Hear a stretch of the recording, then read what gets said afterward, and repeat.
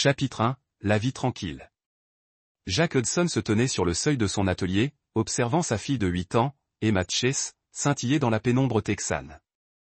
Derrière lui, l'immense ranch semblait paisible, une palissade blanche, une pelouse impeccable, le rêve américain, enveloppé dans les mensualités de prêts immobiliers et les barbecues du dimanche.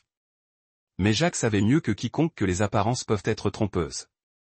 À 42 ans, Jack avait bâti ce que beaucoup appelleraient une vie réussie. Propriétaire de Hudson Security Consulting, il fournissait des systèmes de protection individuelle et de sécurité à des clients fortunés du Sud-Ouest. Ses voisins le voyaient comme un homme calme et fiable, un ancien combattant installé dans la tranquillité de la banlieue avec sa femme Darla et leur fille.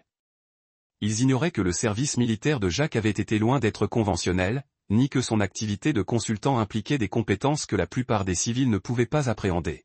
« Papa a regardé », s'écria Emma en serrant ses petites mains autour d'une luciole capturée. « J'en ai une », sourit Jack. Le genre d'expression sincère qui s'était fait plus rare au cours de l'année écoulée. « Lâche prise, ma chérie. Elles sont plus belles quand elles sont libres. » Emma lâcha la luciole et la regarda s'éloigner dans l'obscurité. C'était un moment simple, mais Jack classa comme il le faisait pour toutes les choses précieuses. Soigneusement, sachant à quelle vitesse elles pouvaient se perdre. À l'intérieur, Darla Hudson sillonnait la cuisine avec une efficacité éprouvée, préparant le dîner avec une précision mécanique qui trahissait la routine plus que la passion. À 36 ans, elle restait belle, cette beauté soignée qui nécessitait des abonnements à la salle de sport et des rendez-vous chez le coiffeur. Ses cheveux auburn tombaient en ondulations parfaites, et sa silhouette faisait toujours tourner les têtes au country club. Mais Jack avait remarqué les subtils changements des 6 derniers mois. La façon dont son téléphone était toujours posé à l'envers sur le comptoir. Les mystérieuses soirées entre filles qui semblaient se multiplier. Les explications minutieusement construites sur ses allées et venues, trop détaillées pour être spontanées. Jack Hudson était un homme qui gagnait sa vie en remarquant des détails que les autres ignoraient. À Fallujah, une ombre mal placée pouvait faire toute la différence entre rentrer à la maison et rentrer dans une boîte. Dans son métier actuel, décrypter les gens était encore une question de survie, avec des enjeux différents. « Le dîner est prêt », cria Darla, sa voix emplie de cette gaieté légèrement forcée qui était devenue son ton habituel en sa présence. Assis à table, Emma bavardait sur sa journée d'école, tandis que l'attention de Darla se perdait. Jack regarda sa femme consulter son téléphone à 2 reprises pendant que leur fille racontait l'histoire du hamster de la classe. La deuxième fois, il aperçut l'ombre d'un sourire sur ses lèvres avant qu'elle ne se ressaisisse rapidement. « Alors, Jack », dit Darla en découpant son poulet avec une précision chirurgicale. « Je pensais emmener Emma voir papa le week-end prochain. Tu sais qu'il réclame de la voir plus souvent. » Howard Carpenter, le père de Darla, possédait un immense ranch à environ 3 heures au nord. Le vieil homme n'avait jamais particulièrement apprécié Jack, même s'il avait été assez courtois pendant leur cours et leur mariage précoce. Howard était un Texas de la vieille école, né sur la terre, élevé sur la terre, et méfiant envers quiconque n'y était pas allé. « Ça me semble bien, » dit Jack d'un ton neutre. « Et une consultation client, au fait ?» C'était un mensonge, mais nécessaire. Jack avait appris à prévoir du temps dans son emploi du temps pour la surveillance quand c'était nécessaire. Et ces derniers temps, il en avait besoin plus souvent. Après le dîner, tandis que Darla aidait Emma à faire ses devoirs, Jack se retira dans son bureau. La pièce ressemblait à celle de n'importe quel homme d'affaires prospère, bureau en acajou, chaise en cuir, mur tapissé de livres et de certificats encadrés. Mais derrière un faux mur dissimulé par une étagère, Jack s'occupait d'un bureau différent. Équipement de surveillance haut de gamme, matériel tactique et dossiers sur divers sujets d'intérêt. Ce soir-là, il sortit un dossier en papier craft intitulé « Surveillance DH phase 1 ». Les photos racontaient une histoire que Darla pensait garder secrète. Ses déjeuners avec Brett Wolfe avaient commencé assez innocemment. Des rencontres fortuites au café, de brèves conversations dans des lieux publics, mais ces 2 derniers mois, ses rendez-vous s'étaient déplacés vers des lieux plus privés, hôtels, son appartement, long trajet en voiture. Brett Wolfe était un promoteur immobilier, prospère et charismatique, avec cette agressivité qui plaisait à certaines femmes. Divorcé, sans enfant, il avait la réputation d'être un séducteur. Jack avait fait des recherches sur Brett dès que la première photo montrait quelque chose de plus qu'une conversation amicale. Ce que Darla ignorait, c'est que Jack avait tout documenté depuis le début. Chaque rencontre, chaque mensonge, chaque instant de ce qu'elle croyait être une passion secrète. Il possédait des enregistrements audio, des données de localisation GPS et suffisamment de preuves photographiques pour mettre fin à leur mariage devant n'importe quel tribunal du Texas. Mais Jack Hudson n'était pas intéressé par un simple divorce. Le téléphone vibra sur son bureau. Un SMS de son contact à l'opérateur téléphonique, quelqu'un qui lui devait une faveur grâce à son travail de consultant. Le message était bref. Colis livré. Tous les appels et SMS transitaient désormais par votre système. Jack sourit pour la deuxième fois de la journée. Même si cette expression aurait été bien moins réconfortante pour sa fille. La deuxième phase pouvait commencer. Tandis qu'il rangeait les dossiers, Jack entendit Darla mettre Emma au lit à l'étage. Le rire de leur fille résonna dans le couloir, suivi de la voix plus douce de Darla lisant une histoire avant de s'endormir. C'était un bruit domestique si normal, le genre de moment qui fait reconsidérer certains hommes. Jack Hudson n'était pas comme les hommes. Il avait appris depuis longtemps que la trahison prenait de multiples formes. Parfois, c'était un combattant ennemi se faisant passer pour un voisin amical. Parfois, c'était un partenaire qui vous trahissait pour le juste prix. Et parfois, c'était la femme qui avait juré de vous aimer, de vous honorer et de vous chérir. Partagez votre lit tout en planifiant un avenir différent. La différence, c'était que dans sa vie antérieure, la trahison était attendue, planifiée, acceptée comme faisant partie intégrante du contexte opérationnel. Dans la vie civile, on appelait ça le mariage. La fenêtre de la cuisine, regardant le ranch où Emma dormait toujours en sécurité dans la maison principale.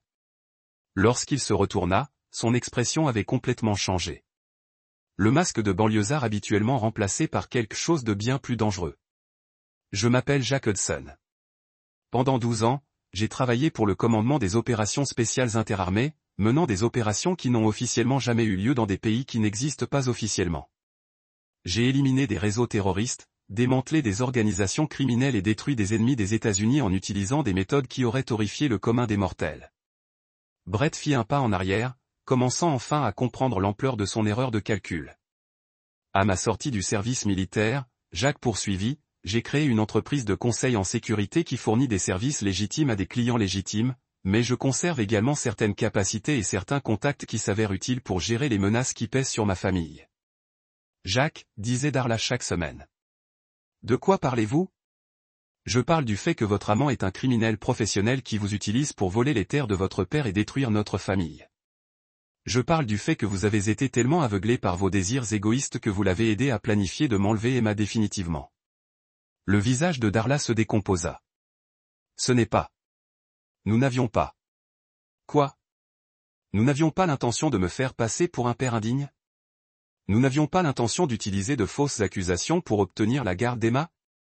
Nous n'avions pas l'intention de disparaître avec elle une fois que Brett aurait fini de voler les propriétés d'Howard. Jack sortit une pile de documents et les déposa sur la table. J'ai des enregistrements de chaque conversation, des copies de chaque SMS, la preuve de chaque mensonge que vous avez dit. Je suis au courant pour le détective privé que Brett a engagé pour me trouver des ennuis. Je suis au courant des fausses accusations de violence conjugale que vous comptiez porter. Je suis au courant des comptes bancaires suisses où Brett a caché ses biens volés. Brett était maintenant il reculait vers la porte de la cuisine, semblant calculer ses chances de s'échapper. Tu ne peux rien prouver de tout ça, n'est-ce pas? Jack sourit froidement. Earl Russell devrait arriver d'une minute à l'autre avec des mandats d'arrêt fédéraux contre toi. Les enquêteurs du FBI, de la DEA et de l'IRS montent des dossiers contre ton réseau depuis des mois grâce aux informations que j'ai fournies. Tes associés en Arizona, au Nouveau-Mexique et au Nevada sont en train d'être arrêtés en ce moment même. Comme interpellé par les paroles de Jack, on entendait le bruit de véhicules qui approchaient à l'extérieur. Par la fenêtre de la cuisine, il pouvait voir la voiture du shérif Earl Russell menant un convoi de véhicules des forces de l'ordre fédéral sur la route du ranch. Vois-tu, Brett, le petit drame d'hier avait plusieurs objectifs. Il a confirmé ton complot criminel avec ma femme. Il a établi ta présence sur les lieux à des moments précis et, surtout, il m'a donné l'occasion d'installer des dispositifs de localisation fédéraux dans ta voiture, dans ta mallette, pendant que tu aidais au sauvetage d'Emma. Le visage de Brett affichait plusieurs expressions, choc, rage, calcul, et enfin, ruse désespérée. Tu te crois intelligent, mais tu as. J'ai aussi commis des erreurs. J'ai des preuves de vos activités illégales d'hier. Du matériel militaire. Des opérations non autorisées. Quel matériel militaire, demanda Jacques d'un ton léger. Quelles opérations non autorisées? D'après tous les témoins, y compris vous, Emma est tombée dans un puits, et je l'ai secourue par des méthodes conventionnelles. Le procès-verbal officiel montre un père héroïque sauvant sa fille avec l'aide de Brett Wolfe, un ami de la famille inquiet. Mais le matériel, quel matériel avez-vous vu? Du matériel militaire? Avez-vous été témoin d'activités illégales? Parce que si oui, vous devrez expliquer pourquoi vous ne les avez pas signalés aux autorités qui vous ont interrogé hier. Brett ouvrit et ferma la bouche en silence lorsqu'il comprit le piège. En participant à ce qu'il pensait être une dissimulation, il se rendit complice d'activités qu'il ne pouvait maintenant révéler sans admettre sa propre culpabilité. Le bruit des portières de voitures claquant à l'extérieur fut suivi de pas lourds sur le porche. La voix d'Earl Russell interpella, « Jacques, vous êtes bien là. » « Entrez, Earl. » Jacques, rappelez. « Nous sommes tous là. » Le shérif Russell entra dans la cuisine, suivi de 6 agents fédéraux portant des tenues tactiques et des badges, les identifiant comme enquêteurs du FBI, de la DEA et de l'IRS. L'agente principale, une femme d'une quarantaine d'années au professionnalisme incarné par des années d'enquête financière complexe, s'avança. « Monsieur Brett Wolfe ?» demanda-t-elle, même si c'était clairement une formalité. « Oui », répondit Brett chaque semaine. « Agent Sarah Martinez, division des crimes financiers du FBI. Vous êtes en état d'arrestation pour complot en vue de commettre une fraude, blanchiment d'argent, racket et corruption d'agents publics. » Tandis que l'agent Martinez plaidait ses droits, Jacques regarda le monde de Darla s'effondrer autour d'elle. Sa femme resta figée dans sa robe de chambre, apparemment incapable de réaliser la vitesse à laquelle sa nouvelle vie soigneusement planifiée se désintégrait. « Jacques, murmura-t-elle.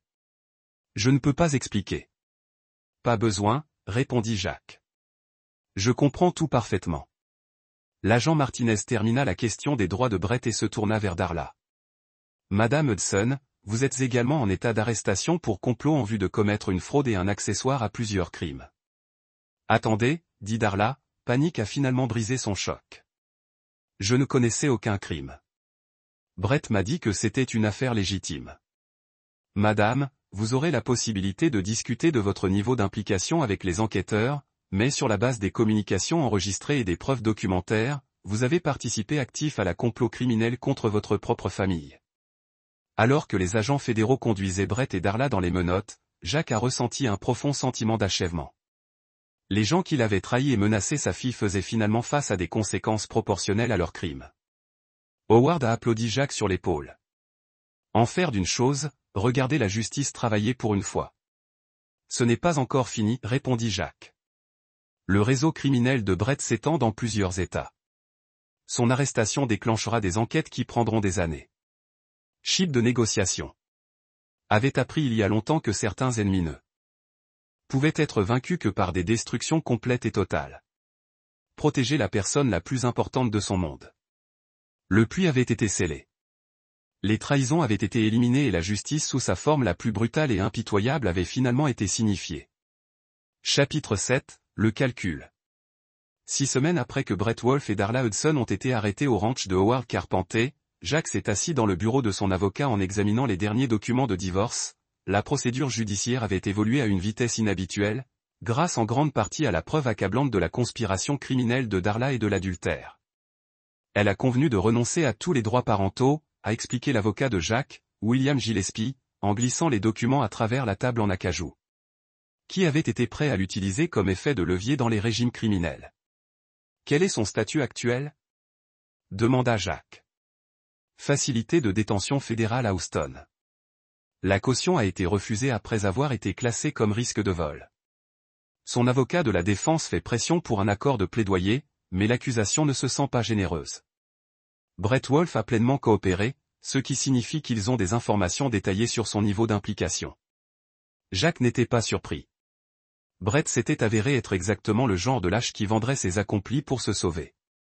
L'homme qui se fanait et manipulait son chemin à travers la vie essayait désespérément de minimiser sa propre peine de prison en trahissant tous ceux avec qui il avait travaillé. Combien de temps regarde-t-elle? De façon réaliste, 8 à 12 ans si elle prend un plaidoyer. 15 à 20 si elle est en procès et perd. La preuve contre elle est substantielle. Jacques a signé les papiers de divorce avec des mains stables. 12 ans de mariage se sont terminés par le coup d'un stylo et le poids de la trahison criminelle. Emma aurait 8 ans lorsque sa mère a été condamnée, peut-être 20 ans lorsque Darla a été libérée de prison, mais Emma serait en sécurité. C'était tout ce qui comptait. Il y a une autre affaire, a poursuivi Gillespie. L'enquête fédérale sur le réseau de Brett a révélé quelque chose d'intéressant. Il semble que votre femme et son amant n'étaient pas les seuls impliqués dans ce complot. Jacques leva les yeux des papiers. Nous voulons dire que Howard Carpenter a reçu des visiteurs inhabituels au ranch. Agents fédéraux spécifiquement. On dirait que l'opération de Brett était plus grande que quiconque initialement réalisée. Cet après-midi, Jacques s'est rendu au ranch de Howard pour vérifier Emma et discuter des derniers développements de l'enquête fédérale. Sa fille était restée avec son grand-père alors que Jacques avait traité les complications légales des arrestations et des procédures de divorce. Il a trouvé Emma à son endroit préféré de la vieille grange, jouant avec un ensemble de chevaux joués pendant que Howard regardait depuis le porche. Elle s'était adaptée à l'absence de sa mère avec la résilience de l'enfance, bien que Jacques savait qu'elle aurait finalement besoin d'aide pour traiter les émotions complexes entourant la trahison et l'emprisonnement de Darla. Papa. Emma a couru vers lui alors qu'il sortait de son camion. Grand-père Howard m'a appris à prendre soin des chevaux. C'est merveilleux, chérie. Jacques a serré sa fille dans ses bras, ressentant la vague familière de l'amour protecteur qui avait motivé toutes ses actions récentes. Vous passez un bon moment ici? Oh. Mais tu me manques. Tu me manques aussi. C'est pourquoi je suis venu parler à grand-père de quelque chose d'important. Howard les a rejoints alors qu'ils se dirigeaient vers la maison. Le vieil homme avait l'air fatigué mais satisfait, comme quelqu'un qui avait finalement vu la justice servir après des années de frustration. Les garçons fédéraux sont à nouveau aujourd'hui, a dit Howard tranquillement. On dirait que Brett a parlé d'une séquence bleue de son opération. Quelques détails intéressants à la lumière. À l'intérieur de la maison, Howard a versé un café tandis qu'Emma jouait dans le salon à la vue mais à portée de voix. Jacques pouvait voir que sa fille était satisfaite et sécurisée. Howard avait été bon pour elle pendant cette transition difficile. Quel genre de détails? Demanda Jacques. Il s'avère que le programme d'acquisition de terrain de Brett était plus grand que nous ne le pensions. Il ne visait pas seulement mes propriétés. Il faisait partie d'un réseau qui volait systématiquement des terres de ranch à travers le sud-ouest. Droits minéraux, droits de l'eau, baux pétroliers, millions de dollars d'actifs. Jacques n'était pas entièrement surpris. Sa surveillance de Brett avait suggéré que l'opération de l'homme était sophistiquée et ferroviseur, mais la portée était plus grande qu'il ne l'a initialement compris. Combien de familles étaient impliquées? Des dizaines, peut-être des centaines. Brett et ses associés identifieraient des propriétés à des ressources précieuses, puis utiliseraient diverses méthodes pour forcer les propriétaires à des situations financières désespérées. Parfois, c'était une manipulation juridique, parfois une intimidation, parfois une fraude pure et simple, et les forces de l'ordre n'ont jamais fait son chemin. L'expression de Howard s'assombrit. C'est là que ça devient intéressant. Il s'avère que Brett disposait de sources au sein de diverses agences, des départements du shérif, des bureaux des évaluateurs du comté, des organismes de réglementation de l'État. Il recevait des informations avancées sur les enquêtes minérales, les évaluations environnementales, les changements de zonage, les renseignements qui lui permettent de cibler des propriétés spécifiques des mois ou des années avant que les propriétaires ne savaient que leurs terres étaient précieuses. Jacques sentit une certitude froide s'installer dans sa poitrine. Officiel corrompu. Plus que cela, selon ce que les garçons fédéraux me disent, le réseau de Brett comprenait des juges, des procureurs et des responsables de la réglementation dans 3 États. Lorsque la manipulation juridique n'a pas fonctionné, ils auraient simplement par les décisions dont ils avaient besoin. Les implications étaient stupéfiantes. Brett Wolfe n'avait pas seulement été un criminel. Il avait fait partie d'un complot systématique qui a corrompu le système juridique lui-même. Les familles qui ont tenté de riposter à travers des canaux appropriés s'étaient retrouvées face à des juges qui avaient déjà été achetés. Les procureurs qui ne porteraient pas de charges et d'organismes de réglementation que le caoutchouc ont tamponné ce que Brett voulait. Qu'est-ce que cela nous laisse? Demanda Jacques. Nettoyer. L'enquête fédérale confirme que Brett a ciblé ma famille spécifiquement parce qu'il pensait que nous étions vulnérables. Il ne s'attendait pas à rencontrer quelqu'un avec vos antécédents. Jacques hocha la tête. Son expérience militaire et ses contacts de conseil en sécurité lui avaient donné des ressources que les victimes typiques de Brett ne possédaient pas. la plupart des familles de ranch confrontées à ce type de comportement prédateur n'avaient d'autre choix que d'accepter leur perte ou de lutter contre un système juridique qui a été systématiquement corrompu. Et les autres familles? Ceux qui ont perdu leur propriété. C'est la belle partie. Howard sourit cynisme. Les procureurs fédéraux utilisent les statuts de RICO pour détendre les transferts frauduleux remontant à 7 ans. Les familles qui ont perdu leur terre le récupèrent. Les sociétés d'éclat qui ont acheté des propriétés par fraude sont dissoutes. Et les responsables corrompus qui ont permis aux opérations de Brett soient confrontés à leurs propres accusations criminelles. Jack a ressenti une profonde satisfaction aux nouvelles. Sa vengeance personnelle contre Brett et Darla avait déclenché un calcul beaucoup plus important qui aiderait des dizaines de familles innocentes à récupérer ce qui leur avait été volé. Il y a autre chose, continua Howard. Les agents fédéraux m'ont posé des questions sur votre rôle dans l'enquête. Plus précisément, ils voulaient savoir si vous envisagez de consulter des cas similaires. Quel type de conseil? On dirait que le fonctionnement de Brett n'était pas unique. Il existe des réseaux similaires qui fonctionnent dans d'autres régions en utilisant les mêmes méthodes pour voler des propriétés familiales. Appel. Dit. C'est rare dans ce monde. Ce soir-là, alors que Jack glissait Emma dans son lit temporaire dans la maison du ranch de Howard, sa fille a posé la question qu'il redoutait. Papa, maman rentre-t-elle à la maison jamais? Jack était assis sur le bord de son lit, choisissant soigneusement ses mots. Non, ma chérie. Maman a fait de mauvais choix, et maintenant elle doit faire face aux conséquences de ses choix. A-t-elle arrêté de nous aimer? Je pense que ta mère a oublié ce que signifie vraiment l'amour. Le véritable amour signifie protéger les personnes qui vous tiennent à cœur, même quand c'est difficile. Cela signifie dire la vérité, même lorsque les mensonges semblent plus faciles. Votre mère a oublié ces choses. Emma était silencieuse pendant un long moment. Vous l'aimez toujours? Je me soucierai toujours d'elle parce que c'est ta mère, dit Jack attentivement. Mais je ne peux plus lui faire confiance. Et sans confiance, l'amour ne peut pas survivre. Vais-je la revoir? Peut-être un jour quand vous êtes plus âgé. Mais en ce moment, mon travail consiste à vous garder en sécurité et à vous aider à devenir le genre de personne qui fait de bons choix. Emma hocha la tête solennellement, comme vous l'avez fait lorsque vous m'avez sauvé du puits. Comme je le fais tous les jours où je choisis de vous mettre en premier. Alors qu'Emma s'endortait, Jack réfléchissait sur le chemin qui les avait conduits à ce point. Il y a 6 mois, il vivait ce que la plupart des gens considéreraient comme une vie normale. Carrière réussie, maison de banlieue, mariage apparemment stable. La découverte de la trahison de Darla avait brisé cette illusion, mais elle avait également révélé des vérités sur l'amour, la loyauté et la justice qui étaient beaucoup plus précieuses. Brett Wolfe était confronté à la prison à vie. Darla passerait les meilleures années de sa vie à payer ses crimes. Des dizaines de fonctionnaires corrompus étaient poursuivis. Des familles innocentes récupéraient des biens volés et Emma était en sécurité. Jack Hudson avait appris il y a longtemps que certaines batailles ne pouvaient être remportées que par la victoire totale. Lorsque les ennemis ont menacé ce que vous avez le plus apprécié, la moitié des mesures et les compromis ont conduit à la défaite. Vous deviez être prêt à les détruire complètement, peu importe le coût. Ce soir, alors qu'il écoutait la respiration paisible de sa fille, Jack savait qu'il avait fait le bon choix. Les gens qui avaient trahi sa famille étaient confrontés à la justice. Le réseau criminel qui avait menacé tant d'autres était démantelé.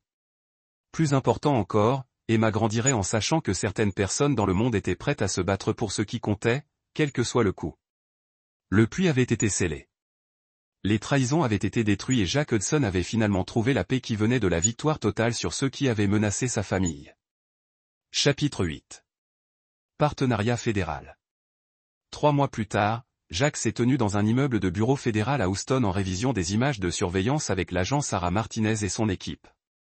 Les images ont montré une opération sophistiquée de blanchiment d'argent centrée sur un concessionnaire automobile de luxe à Phoenix, la dernière cible de ce qui était devenu Opération Stronghold, le groupe de travail fédéral dédié au démantèlement des réseaux criminels qui priaient sur des propriétés familiales. Les modèles identiques à l'opération de Brett Wolfe, a expliqué l'agent Martinez, pointant des dossiers financiers affichés sur plusieurs moniteurs. Les fonctionnaires corrompus de la société Shell, le ciblage systématique des familles ayant de précieux fonds fonciers. Mais ce réseau est plus grand et plus sophistiqué. Jack a étudié les preuves avec un intérêt professionnel. Au cours des 3 mois qui ont suivi de rejoindre le groupe de travail fédéral en tant que consultant spécial, il avait aidé à identifier et à démanteler les opérations criminelles dans 4 États. Les travaux ont combiné son expertise militaire avec ses connaissances commerciales d'une manière qui s'est révélée dévastatrice contre le crime organisé. Chronologie pour se déplacer contre eux. Demanda Jacques 2 semaines. Nous avons besoin de quelqu'un pour nous rapprocher du leadership, confirmer ses méthodes et documenter son réseau de fonctionnaires corrompus. Quelqu'un avec vos antécédents, votre couverture profonde, étendue. Vous seriez un investisseur potentiel, une personne ayant des liens militaires et un accès au capital. Le genre de personnes qu'ils recrutent comme front pour leurs opérations. Jacques hocha la tête. Il était similaire à l'approche qu'il avait utilisée contre Brett, mais avec les ressources fédérales et l'autorité légale qui soutiennent ses actions. La combinaison de la sanction officielle et de ses méthodes non conventionnelles s'était révélée remarquablement efficace. Et Emma? Elle restera avec Howard pendant l'opération. L'homme devient assez attaché à sa petite fille. C'était vrai. Howard Carpenter avait adopté son rôle de principal dispensateur d'aimant d'Emma avec enthousiasme qui a surpris tout le monde. Le vieil éleveur, qui semblait si installé dans ses voies, s'était adapté à l'énergie et à la curiosité de 8 ans avec une grâce remarquable. Plus important encore, Emma prospérait sous la garde de Howard.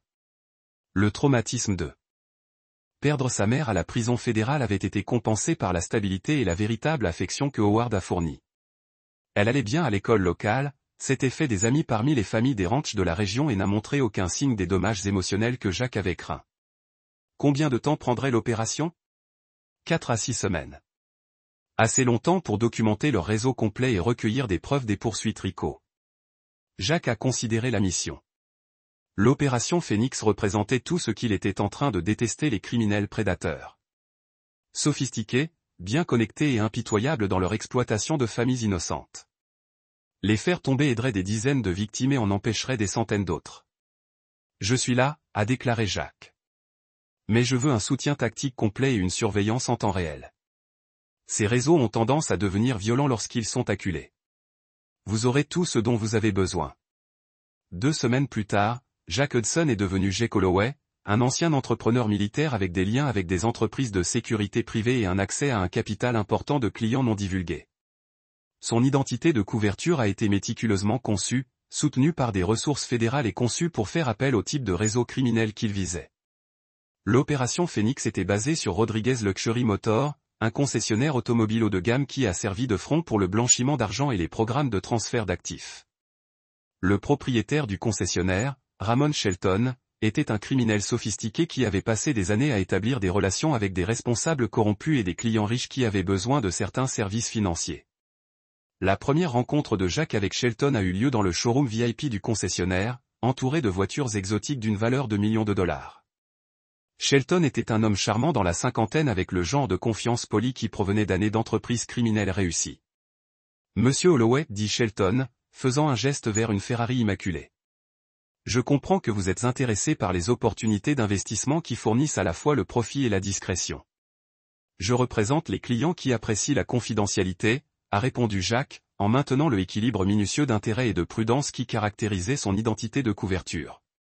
Les entrepreneurs militaires, les entreprises de sécurité, les personnes qui opèrent dans des zones grises et ont besoin de services financiers qui comprennent leurs exigences uniques. Exactement le type de client que nous servons.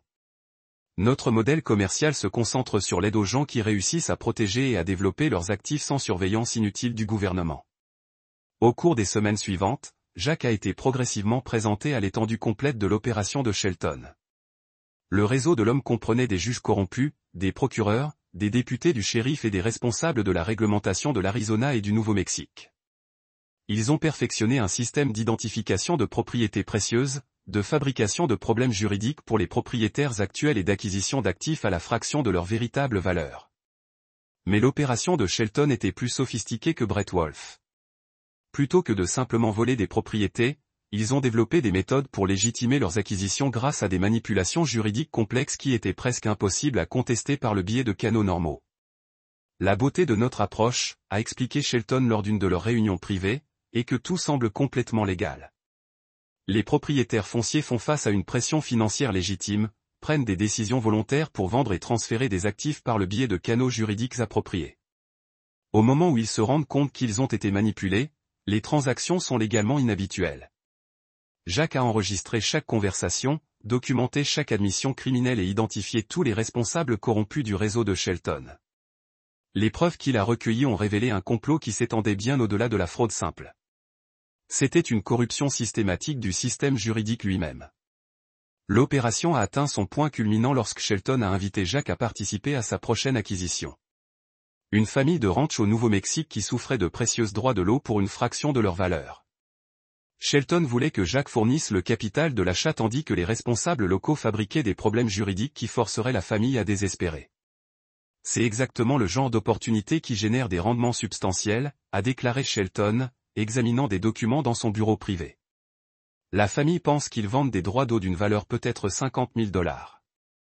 Ils n'ont aucune idée que ces droits valent 20 millions pour les sociétés minières que nous représentons. Qu'en est-il des défis juridiques? Demanda Jack. Déjà arrangé. L'évaluateur du comté découvrira les irrégularités fiscales qui nécessitent un paiement immédiat. L'agence environnementale trouvera des violations qui nécessitent une correction coûteuse. La banque appellera des prêts sur la base d'évaluation des actifs frauduleux. Dans les 60 jours, la famille sera confrontée à une ruine financière et à des poursuites judiciaires à moins qu'elle ne vende. Et s'il refuse, l'expression de Shelton s'est endurcie. Disons simplement que parfois des accidents se produisent. Échec d'équipement, incendie, tragédie personnelle qui convainquent les gens de reconsidérer leurs options. C'était une admission directe d'extorsion et une menace de violence implicite. Jack avait tout ce dont il avait besoin pour faire tomber l'ensemble du réseau de Shelton. L'opération fédérale s'est déplacée rapidement. À 6 heures un mardi matin, des équipes d'agents du FBI, de la DEA et de l'IRS ont simultanément attaqué des emplacements à travers l'Arizona et le Nouveau-Mexique. Shelton a été arrêté chez son concessionnaire, entouré des voitures de luxe qui avaient servi de symbole de son succès criminel. 18 responsables corrompus ont été arrêtés, dont 2 juges, un procureur, 3 députés du shérif et divers responsables de la réglementation. Les actifs financiers du réseau ont été gelés et leurs victimes ont été informées que les transferts de biens frauduleux seraient inversés. Jack a regardé l'arrestation du Federal Task Force Command Center, ressentant la satisfaction familière qui venait de voir la justice servir contre ceux qui ont prié pour des familles innocentes. En faire d'un emploi, a déclaré l'agent Martinez, en examinant les preuves que Jack avait recueillies. Cette enquête générera des poursuites pendant des années, et la confiscation des actifs civils récupérera des millions de dollars pour les victimes. Et la famille du Nouveau-Mexique? Le seul Shelton visé en sécurité. Nous sommes intervenus avant toute action en justice contre eux. Ils garderont leur droit d'eau et recevront une compensation pour le stress qu'ils ont enduré. Jack hocha la tête. Une autre famille protégée. Un autre réseau criminel détruit. C'était devenant un modèle qu'il trouvait profondément satisfaisant. Ce soir-là, Jack a appelé le ranch de Howard pour vérifier Emma. La voix de sa fille était brillante et excitée en lui parlant de sa journée à l'école, de ses leçons de conduite et du nouveau mollet qui était né dans le ranch. « Quand tu rentres à la maison, papa ?» demanda Emma. « Bientôt, ma chérie. Je termine juste un travail qui aide à protéger les familles comme la nôtre. Comme ce que tu as fait à ce méchant, Brett. Quelque chose comme ça. S'assurer que les gens qui blessent les autres font face à des conséquences pour leurs actions. Bon. Je t'aime, papa. Je t'aime aussi, Emma. Plus que toutes les étoiles du ciel. » Alors que Jack terminait l'appel, il a réfléchi à la quantité de vie de sa vie depuis qu'il a découvert la trahison de Darla. La dévastation personnelle qui avait détruit son mariage a conduit à une carrière qui a fourni à la fois un objectif et une satisfaction. Il utilisait ses capacités pour protéger les familles innocentes contre exactement le type de prédateur qui avait menacé le sien. Emma était en sécurité, aimée et grandissait avec des valeurs qui l'aideraient à faire de bons choix tout au long de sa vie. Darla purgeait sa peine en prison fédérale. Faire face aux conséquences de sa trahison et de sa conspiration criminelle. Brett Wolfe mourrait probablement en prison. Son réseau de corruption a finalement explosé et démantelé. Et Jack Hudson avait trouvé sa vocation. Utiliser les compétences les plus sombres de son passé militaire pour protéger les innocents et détruire ceux qui les menacent. La guerre contre le crime organisé était loin d'être terminée. Il y avait d'autres réseaux, d'autres prédateurs, d'autres familles qui avaient besoin de protection. Mais Jack avait appris quelque chose d'important lors de sa bataille personnelle avec Brett et Darla. Parfois, la seule façon de réaliser une véritable justice était de victoire totale. Il continuerait à se battre pour Emma, pour les familles qui ne pouvaient pas se protéger et pour le principe que la trahison et la corruption devraient faire face à des conséquences rapides et dévastatrices. Le puits avait été scellé. Les trahisons avaient été détruites. Et Jack Hudson avait finalement trouvé la paix en sachant que la justice sous sa forme la plus impitoyable prévaudrait toujours. Chapitre 9. La justice finale. Un an après l'arrestation de Brett Wolfe, Jack Hudson s'est tenu dans la salle de visite de l'institution correctionnelle fédérale de Beaumont, au Texas, en attendant sa dernière réunion avec l'homme qui avait tenté de détruire sa famille.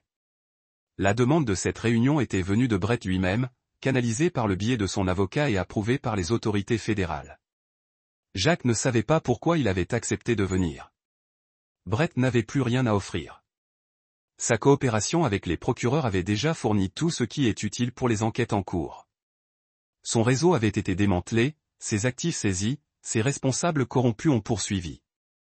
Mais quelque chose à propos de la demande a suggéré que Brett avait finalement commencé à comprendre l'ampleur de ses erreurs de calcul.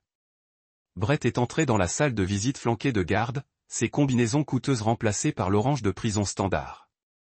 Le fanfaron confiant avait disparu, remplacé par le comportement hollowé d'un homme qui avait tout perdu et faisait face à des décennies de confinement. À 44 ans, Brett Wolfe avait l'air de 20 ans de plus.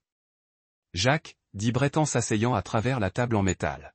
« Merci d'être venu », Jack a étudié l'homme brisé devant lui. « Qu'est-ce que tu veux, Brett ? » « Je veux comprendre comment vous l'avez fait. Comment vous nous avez joué si complètement que nous ne l'avons jamais vu venir. Vous voulez une analyse tactique de l'homme qui vous a détruit. Je veux comprendre pourquoi j'ai tout perdu pendant que vous gagnez tout. » Jack se pencha en arrière sur sa chaise, compte tenu de la question.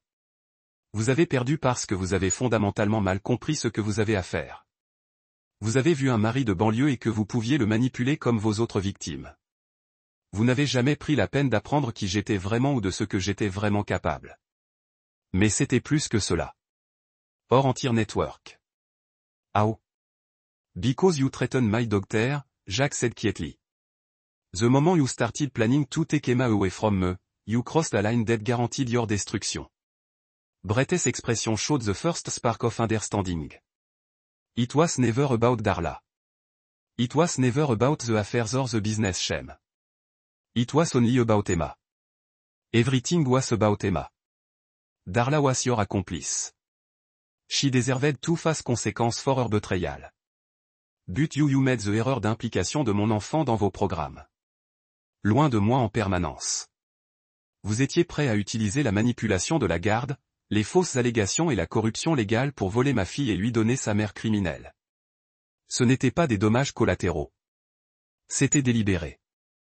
Brett était silencieux pendant plusieurs minutes, traitant apparemment les implications des mots de Jack.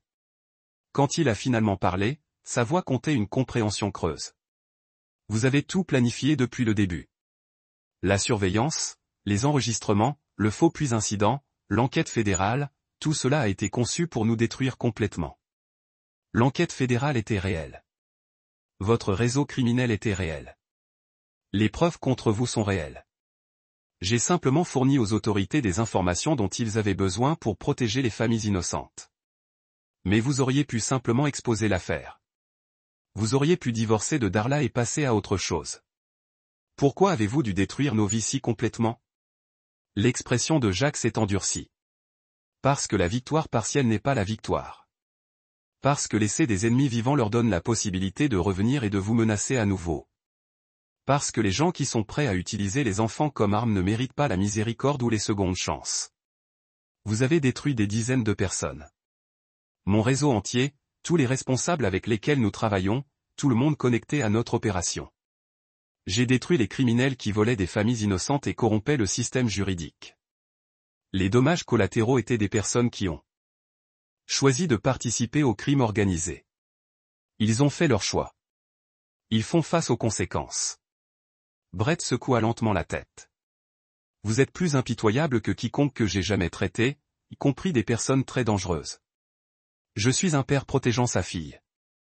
Cela me rend plus dangereux que tout criminel que vous avez rencontré. La conversation s'est poursuivie pendant une autre heure avec Brett posant des questions sur les tactiques et Jack fournissant des réponses soigneusement mesurées. C'était comme un débriefing entre d'anciens ennemis avec Brett essayant de comprendre comment il avait été si complètement dépassé. Que arrive-t-il à Emma maintenant? Demanda enfin Brett. Emma grandit en sécurité, aimée et libre de personnes qui l'utiliseraient comme effet de levier ou d'arme. Elle vit avec son grand-père dans le ranch, se porte bien à l'école et apprend que certaines personnes dans le monde sont prêtes à se battre pour ce qui compte. En vous, je continue de travailler avec les autorités fédérales pour démanteler les réseaux criminels comme le vôtre. J'utilise mes capacités pour protéger les familles qui ne peuvent pas se protéger des prédateurs organisés. Brett hocha lentement. Vous avez trouvé le but de nous détruire. J'ai trouvé un objectif de protéger les innocents et d'éliminer les menaces pour ma famille. Les droits parentaux ont définitivement terminé, et son avenir détruit par ses propres choix criminels. Abandon. Ceux que vous aimez. Elle grandissait en sachant que certaines personnes étaient prêtes à se battre pour ce qui comptait, quel que soit le coût. Ce soir-là, Jack a appelé le ranch de Howard pour vérifier Emma avant d'aller se coucher. Papa. La voix d'Emma était brillante d'excitation. Devinez ce qui s'est passé aujourd'hui? Quoi, chérie? Nous avons trouvé des oiseaux de bébé dans une grange. Howard dit que nous pouvons les regarder grandir et apprendre à voler. Cela semble merveilleux. Vous prenez-vous bien soin d'eux? Oh. Howard dit, nous devons être très doux et laisser leur maman prendre soin d'eux, mais nous pouvons regarder de loin. C'est exactement juste. Parfois, la meilleure façon d'aider quelqu'un est de les protéger de loin comme vous le faites avec votre travail. Jack sourit. Quelque chose comme ça. Êtes-vous heureux, Emma? Très heureux. J'adore vivre dans le ranch. J'adore Howard et je vous aime sur Well équipé de systèmes de sécurité et d'équipements de communication qui lui a permis de travailler efficacement avec les forces de l'ordre dans la région. Il a détruit l'opération de Brett. Objectif au-delà de la satisfaction personnelle. Chaque réseau criminel détruit signifiait des dizaines de familles protégées. Chaque fonctionnaire corrompu poursuivi signifiait un système juridique plus honnête. Chaque prédateur éliminé signifiait des communautés plus sûres. Mais la satisfaction la plus profonde est venue de savoir qu'Emma était en sécurité. Sa fille grandissait dans un monde où elle était aimée, protégée et appréciée pour qui elle était plutôt que ce qu'elle pouvait fournir aux autres. Elle ne serait jamais utilisée comme effet de levier ou menacée par des personnes qui priorisent leurs propres désirs égoïstes pour le bien-être d'un enfant. Jack Hudson avait appris au cours de son service militaire que certaines batailles ne pouvaient être remportées que par victoire totale. Lorsque les ennemis ont menacé ce que vous avez le plus apprécié, les compromis ont conduit à la défaite. Vous deviez être prêt à les détruire complètement, quel que soit le coût. La bataille pour sa famille avait été remportée de manière décisive. Brett Wolfe a été brisé et emprisonné. Darla a fait face à des années d'incarcération pour sa trahison. Leur réseau criminel avait été démantelé. Les responsables corrompus qui avaient permis à leurs crimes soient confrontés à des poursuites. Plus important encore, Emma était en sécurité, heureuse et grandissait avec des gens qui l'aimaient vraiment. Alors que Jack a examiné les dossiers de ses prochaines opérations, il a réfléchi au voyage qui l'avait amené à ce point. La découverte de l'affaire de Darla avait été dévastatrice, mais elle avait également révélé des vérités sur l'amour, la loyauté et la justice qui étaient bien plus précieuses que l'illusion de la tranquillité domestique. Le véritable amour signifiait protéger ceux qui vous souciaient, même si cela nécessitait des choix difficiles. La véritable loyauté signifiait se tenir à côté de vos principes lorsque d'autres ont abandonné le leur. La vraie justice signifiait s'assurer que les personnes qui blessent les innocentes ont été confrontées à des conséquences proportionnelles à leurs crimes. Le puits avait été scellé. Les trahisons ont été détruites. Les innocents avaient été protégés. Et Jack Hudson avait finalement trouvé la paix qui venait de savoir qu'il avait combattu pour ce qui comptait le plus et avait gagné. Emma était en sécurité. C'était tout ce qui avait jamais eu d'importance. C'était tout ce qui serait jamais important. La justice avait été rendue. Et là, vous l'avez. Une autre histoire prend fin. Faisait des vœux, des promesses, on construisait des vies entières sur l'hypothèse que cela signifiait quelque chose. Jack avait cru à ses promesses autrefois. Il avait confiance que la femme qui avait accepté sa demande en mariage, qui avait pleuré de joie à leur mariage, qui lui avait tenu la main en salle d'accouchement à la naissance d'Emma, pensait sincèrement ce qu'elle avait dit à propos de l'éternité. Maintenant, il savait que ce n'était plus le cas. Alors que le silence s'installait dans la maison, Jack monta à l'étage. Darla était déjà au lit, apparemment endormie. Il remarqua cependant que sa respiration n'était pas assez profonde pour être sincère. Son téléphone reposait sur une table de chevet, en charge, l'air innocent.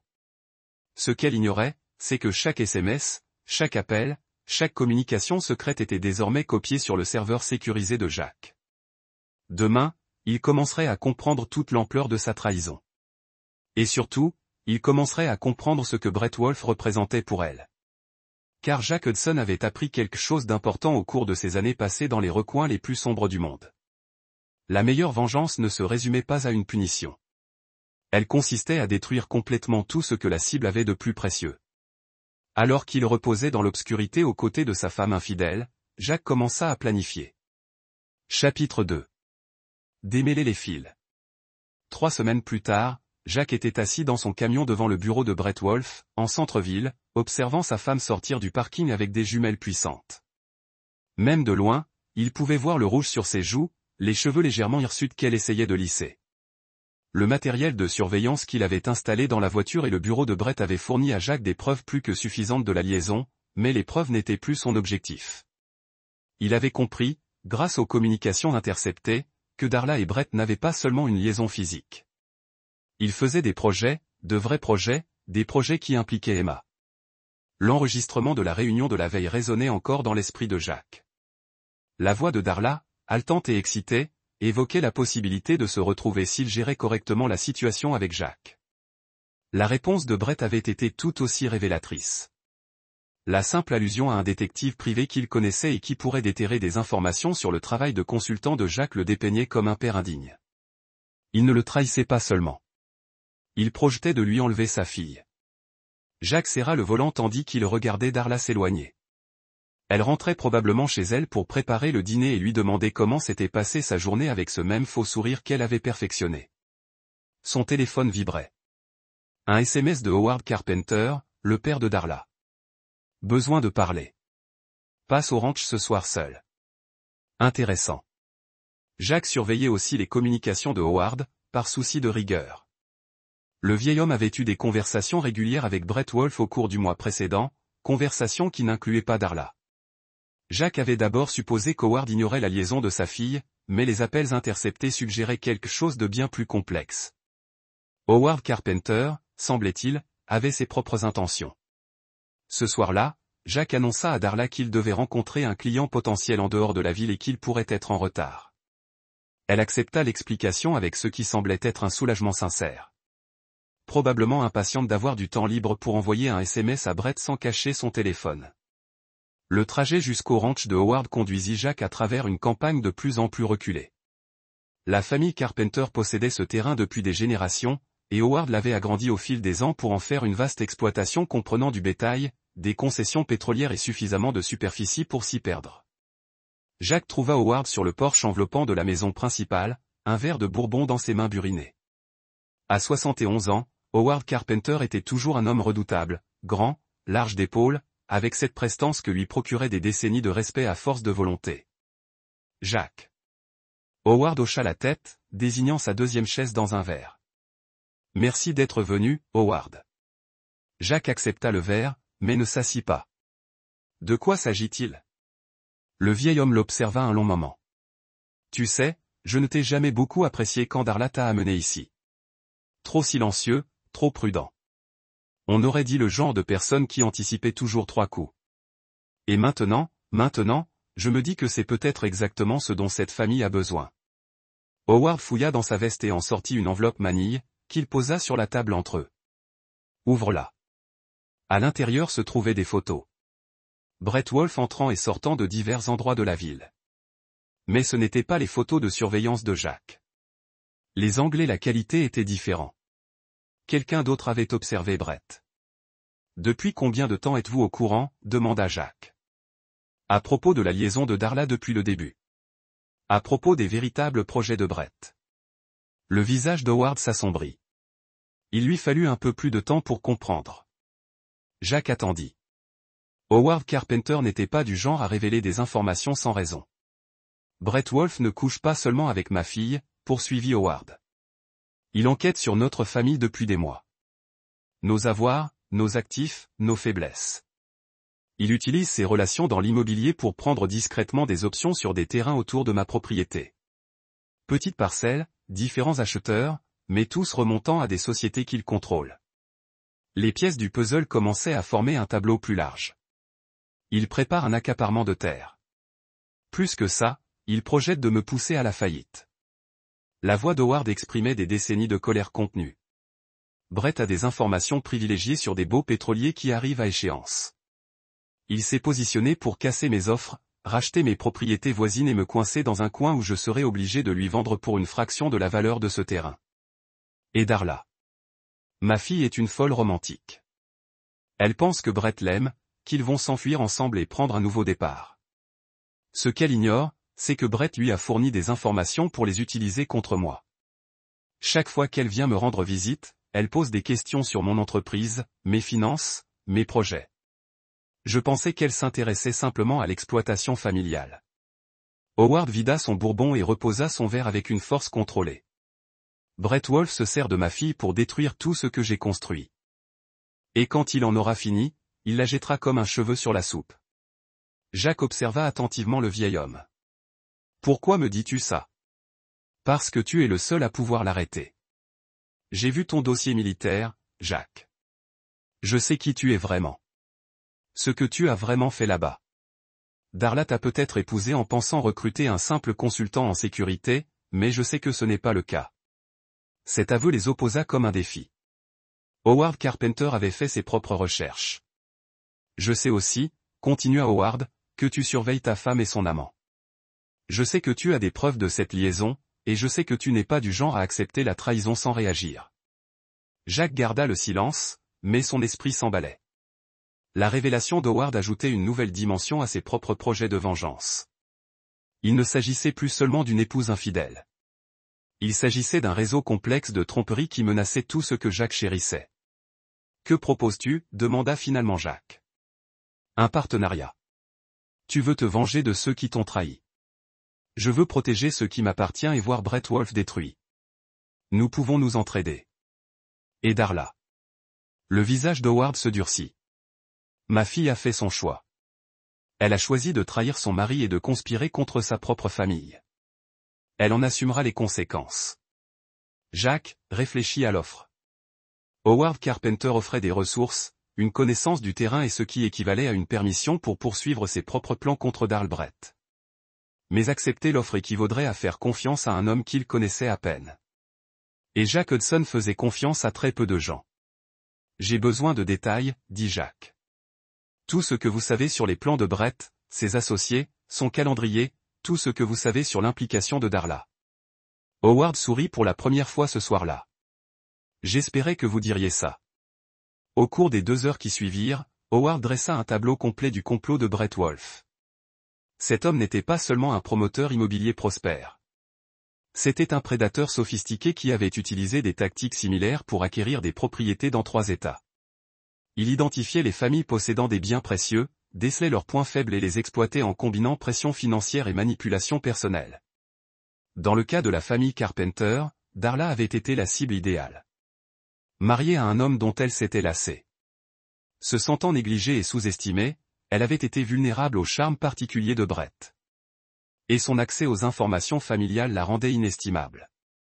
L'ironie, dit Howard en remplissant leur verre, c'est que Darla pense se rebeller contre moi en ayant cette liaison.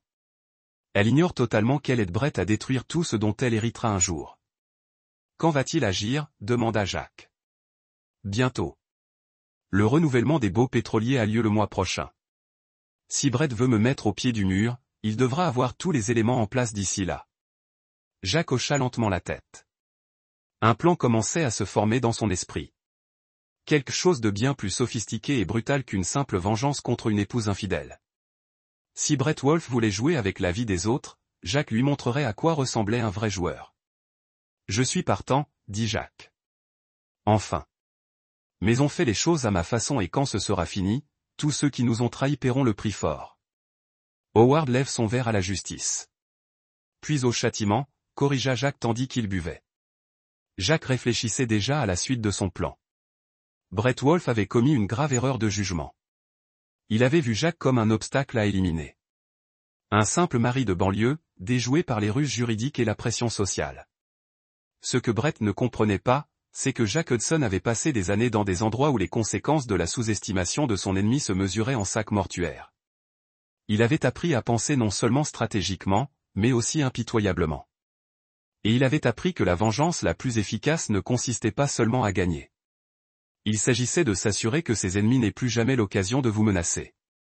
Lorsque Jack rentra chez lui ce soir-là, son plan initial avait évolué vers quelque chose de bien plus ambitieux. Brett Wolfe voulait détruire la fortune de la famille Carpenter et voler la femme et la fille de Jack. Jack lui laissait croire qu'il y parvenait jusqu'au moment où il détruisit complètement la vie de Brett. Chapitre 3. Le piège. 2 semaines après sa rencontre avec Howard, Jack était assis dans son bureau, examinant les derniers détails de ce qu'il avait commencé à considérer comme l'opération Luciole, du nom de l'insecte qu'Emma avait attrapé et relâché. Un rappel de la sagesse innocente de sa fille sur la nécessité de laisser les belles choses s'exprimer librement. La surveillance avait révélé plus que Jack ne l'avait initialement anticipé. Le plan de Brett Wolfe impliquait non seulement l'acquisition de terres, mais aussi un réseau complexe de sociétés écrans, de fonctionnaires corrompus et de tactiques d'intimidation. Plus important encore, Jack avait découvert que Brett avait déjà agi de la sorte, laissant derrière lui une traînée de familles brisées et de fortunes volées dans tout le sud-ouest. Mais Brett n'avait jamais rencontré quelqu'un comme Jack Hudson. Le plan qu'il avait élaboré était d'une simplicité élégante dans son concept, d'une complexité brutale dans son exécution. Plutôt que de révéler les crimes de Brett ou de le combattre en justice, Jack laisserait sa propre cupidité et son arrogance le détruire. L'essentiel était de donner à Brett exactement ce qu'il pensait vouloir, tout en s'assurant que l'obtenir lui coûterait tout. La première phase avait déjà commencé. Grâce à ses contacts de consultants en sécurité, Jack avait alimenté les réseaux de renseignements sur lesquels Brett s'appuyait avec des informations erronées soigneusement élaborées, de faux rapports sur la situation financière d'Howard, des documents fabriqués suggérant que le vieil homme était plus vulnérable qu'il ne l'était en réalité, et des informations trompeuses sur les opportunités de concessions pétrolières à venir. Brett avait mordu à l'hameçon avec empressement, accélérant son calendrier et consacrant davantage de ressources à ce qu'il pensait être son plus gros coup à ce jour. La deuxième phase impliquait Darla directement, par le biais des communications interceptées. Jack savait que Brett faisait pression sur Darla pour convaincre son père de prendre certaines décisions financières, décisions qui favoriseraient en réalité les projets d'acquisition de Brett. Ce que Darla ignorait, c'est que son père était au courant de ses tentatives de manipulation et lui fournissait des informations destinées à tromper Brett. Mais la troisième phase était celle où les véritables compétences de Jack allaient entrer en jeu. Et pour cela, il avait besoin que tout se passe au ranch d'Howard, sur le terrain de leur choix. L'occasion se présenta plus tôt que prévu. Darla annonça au dîner qu'elle souhaitait emmener Emma rendre visite à grand-père Howard pour un week-end prolongé, du vendredi au lundi.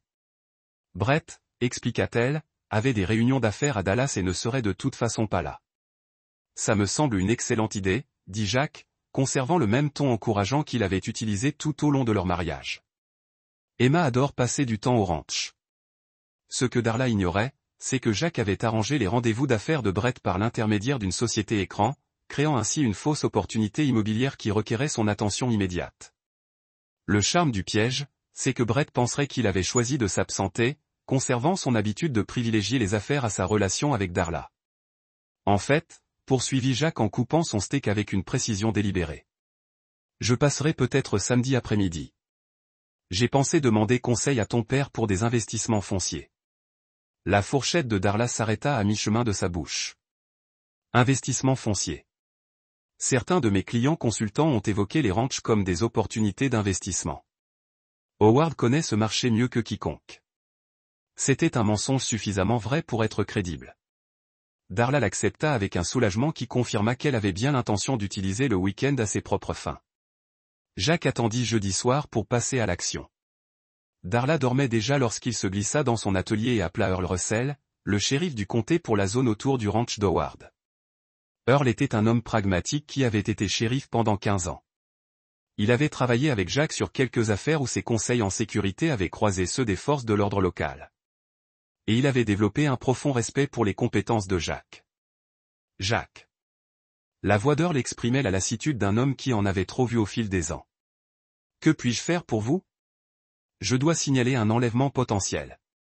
Jack a dit que cela pourrait se produire ce week-end au ranch Carpenter. La conversation qui a suivi a été soigneusement orchestrée. Jack a expliqué qu'il avait reçu des renseignements suggérant que quelqu'un pourrait tenter de s'en prendre à sa fille pendant la visite du week-end. Il a fourni suffisamment de détails pour paraître crédible sans révéler ses sources ni ses méthodes. Plus important encore, il a établi le cadre juridique de la suite des événements. Vous voulez que je renforce les patrouilles dans la zone, a demandé Earl. Non, c'est trop évident. Mais je veux que vous soyez prêt à réagir rapidement si quelque chose tourne mal. Et Earl, si ma fille est menacée, je la protégerai par tous les moyens nécessaires. Earl a compris le sous-entendu. Fais ce que tu as à faire, Jack. Je veillerai à ce que les papiers reflètent bien le déroulement des événements. Vendredi matin, Jack observait les affaires de Darlie Pack Emma avec une nervosité qui suggérait qu'elle préparait plus qu'une simple visite familiale. Emma était impatiente de revoir son grand-père et de passer du temps à explorer le ranch, à bavarder des chevaux, de la vieille grange et du ruisseau qui traversait la propriété. Sois gentil avec ta mère et ton grand-père, dit Jack à Emma en la serrant dans ses bras. Et souviens-toi de ce que je t'ai appris sur la sécurité. C'était leur code. Jack avait formé Emma au protocole de sécurité de base.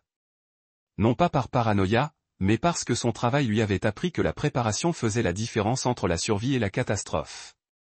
Emma savait trouver des cachettes, rester silencieuse quand on le lui demandait et, surtout, appeler à l'aide en cas de besoin. Je le ferai, papa, murmura Emma à son oreille. Je t'aime. Je t'aime aussi, mon cœur. Plus que toutes les étoiles du ciel. Après leur départ, Jack passa le vendredi à finaliser ses derniers préparatifs. Il chargea son camion d'équipement qui n'existait pas officiellement, du matériel de surveillance de qualité militaire, des appareils de communication et d'autres outils issus de son activité de consultant, exploités dans des zones d'ombre légales. Il emporta également des articles manifestement illégaux, mais nécessaires à ses projets. Samedi matin, Jack reçut le SMS qu'il attendait de Brett. La réunion fut reportée à lundi. Darlie dit, tu viens voir Howard. Ça pourrait être une bonne occasion de parler affaires. Parfait. Brett mordait à l'hameçon, comme Jack l'avait prédit. L'arrogance de l'homme ne lui laissait pas résister à l'occasion de manipuler Jack en personne. La réponse de Jack fut soigneusement neutre, toujours à l'affût des bonnes affaires. À bientôt. Alors que Jack se dirigeait vers le ranch Carpenter cet après-midi-là, il réfléchit à tout ce qui avait changé depuis qu'il avait découvert la liaison de Darla. La colère initiale s'était transformée en quelque chose de plus froid et de plus ciblé. Il ne s'agissait plus d'orgueil blessé ou de jalousie. Il s'agissait de protéger ce qui comptait et de détruire ceux qui le menaçaient. Le ranch apparut alors que le soleil commençait à descendre vers l'horizon. La propriété d'Howard s'étendait sur plusieurs milliers d'hectares de campagne texane, avec une maison principale située sur une colline offrant une vue imprenable dans toutes les directions. C'était une campagne magnifique, le genre d'endroit qui appartient aux familles depuis des générations et qui vaut la peine d'être protégé. Jack pouvait voir Emma jouer près de la vieille grange, son rire résonnant au loin. Darla était assise sur le porche avec Howard, apparemment engagé dans une conversation sérieuse. Égarée derrière la maison, à peine visible depuis l'entrée principale, se trouvait la BMW de Brett Wolfe. Brett était donc arrivé tôt, abandonnant ses réunions d'affaires à Dallas pour saisir ce qu'il pensait être une opportunité plus lucrative. La prévisibilité de cet homme allait le perdre. Jack gara son camion et se dirigea vers la maison, conservant l'attitude détendue de son gendre en visite dans la famille, mais ses yeux scrutaient les détails, la position des véhicules, l'emplacement des bâtiments, les caractéristiques du terrain qui auraient de l'importance dans les heures à venir. Jack Howard l'appela depuis le porche. Content de vous voir arriver sain et sauf. En montant les marches du porche, Jack remarqua la tension dans la posture de Darla. Son sourire était forcé et elle regardait sans cesse vers la maison, comme si elle attendait quelque chose ou quelqu'un. « Où est Emma » demanda Jack. « Elle joue dans la grange » dit Darla rapidement. « Elle va bien. Papa la surveille. » En fait, la voix de Brett Wolfe provenait de la porte derrière eux. Je l'ai diverti avec des histoires de promotion immobilière. Une conversation fascinante. Brett apparut sur le porche avec cette assurance qui lui avait probablement été utile lors de négociations commerciales. C'était un bel homme d'une quarantaine d'années, bien habillé et éloquent, avec un charme qui pouvait convaincre les gens de prendre des décisions contre leur bon sens. Brett Jack lui tendit la main avec un sourire qui n'atteignit pas ses yeux. Darla a mentionné que tu étais peut-être ici. Quelque chose à propos d'opportunités commerciales. Toujours à la recherche de la prochaine affaire, répondit Brett d'une poignée de main ferme et agressive. Ton beau-père a des propriétés intéressantes à développer. La conversation qui suivit fut une danse soigneusement orchestrée. Brett se posa en expert serviable, expliquant diverses opportunités de développement tout en sondant subtilement la situation financière et les intérêts financiers de Jack. Darla joua son rôle d'épouse bienveillante, ajoutant occasionnellement des commentaires clairement destinés à renforcer les arguments de Brett. Howard écoutait surtout, posant parfois des questions qui en révélaient bien plus sur les projets de Brett que ce dernier ne le pensait. Le vieil homme était passé maître dans l'art de paraître simple tout en extrayant des informations complexes. Au fil de l'après-midi, Jack remarqua que Brett devenait plus agressif dans son argumentaire commercial. L'homme travaillait visiblement sur une proposition, quelque chose qu'il comptait lui faire à la va-vite lors de cette visite. Le moment arriva alors qu'il s'attable pour dîner. Emma, nourrie plus tôt, jouait dans le salon, visible mais hors de portée de voix. Jack, dit Brett en coupant son steak avec une précision théâtrale. J'ai réfléchi à ta situation. Une entreprise prospère, une belle famille, mais probablement pas le genre de liquidité qui te permettrait de saisir des opportunités vraiment importantes. Quel genre d'opportunité, demanda Jack, tout en sachant déjà où cela allait mener. Eh bien, Howard envisageait de vendre certaines de ses propriétés marginales. Avec le bon partenaire, quelqu'un pourrait acquérir des superficies importantes à des prix inférieurs à ceux du marché, mais cela nécessiterait une action rapide et un investissement financier conséquent. La proposition qui suivit était élégamment formulée. Brett proposa à Jack de s'associer à un partenariat qui impliquerait l'achat de plusieurs propriétés d'Howard à des prix apparemment généreux. Jack fournirait le capital. Brett se chargerait du développement et de la commercialisation, et ils se partageraient les bénéfices. Ce que Brett omettait d'expliquer, c'est que les propriétés qu'il souhaitait acquérir étaient les parcelles clés de son projet plus vaste. En les acquérant par l'intermédiaire de Jack, Brett parachèverait son emprise sur les principales propriétés d'Howard tout en semblant aider la famille plutôt que la menacer. Ça a l'air intéressant, dit Jack. Enfin. Mais je veux visiter les propriétés avant de prendre une décision. Voir précisément de quoi on parle. Bien sûr, sourit Brett. On pourrait faire ça demain matin. Certaines des meilleures parcelles se trouvent à l'arrière du ranch, près des anciens puits. L'expression d'Howard ne changea pas, mais Jack remarqua un léger pincement au coin de ses yeux. Ils évoquèrent ce moment lors de leur séance de planification. Les vieux puits se trouvaient dans la partie la plus reculée de la propriété, accessible uniquement par les routes du ranch et entourés d'un terrain qui offrirait une dissimulation parfaite à ce que Jack avait prévu. Ça me semble parfait, acquiesça Jack. Devrions-nous inclure Darla et Emma dans la visite? En fait, Darla prit la parole rapidement. Emma et moi avions prévu de visiter demain d'anciens sites familiaux de papa, des endroits qu'elle n'avait jamais vus. Encore un mensonge proféré avec aisance.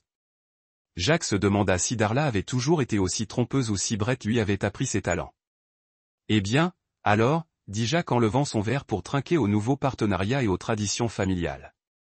Tandis qu'il buvait, Jack croisa le regard d'Howard par-dessus la table. Le vieil homme hocha la tête presque imperceptiblement. Tout se déroulait comme prévu. Après le dîner, tandis que Brett et Darla engageaient ce qu'ils croyaient être une conversation privée sur le porche, Jack s'éclipsa pour aller voir Emma. Il trouva sa fille dans le salon en train de jouer avec un jeu de chevaux qui avait appartenu à sa mère enfant. « Tu t'amuses bien, ma chérie ?» demanda Jack, assis par terre à côté d'elle. « Ah oui.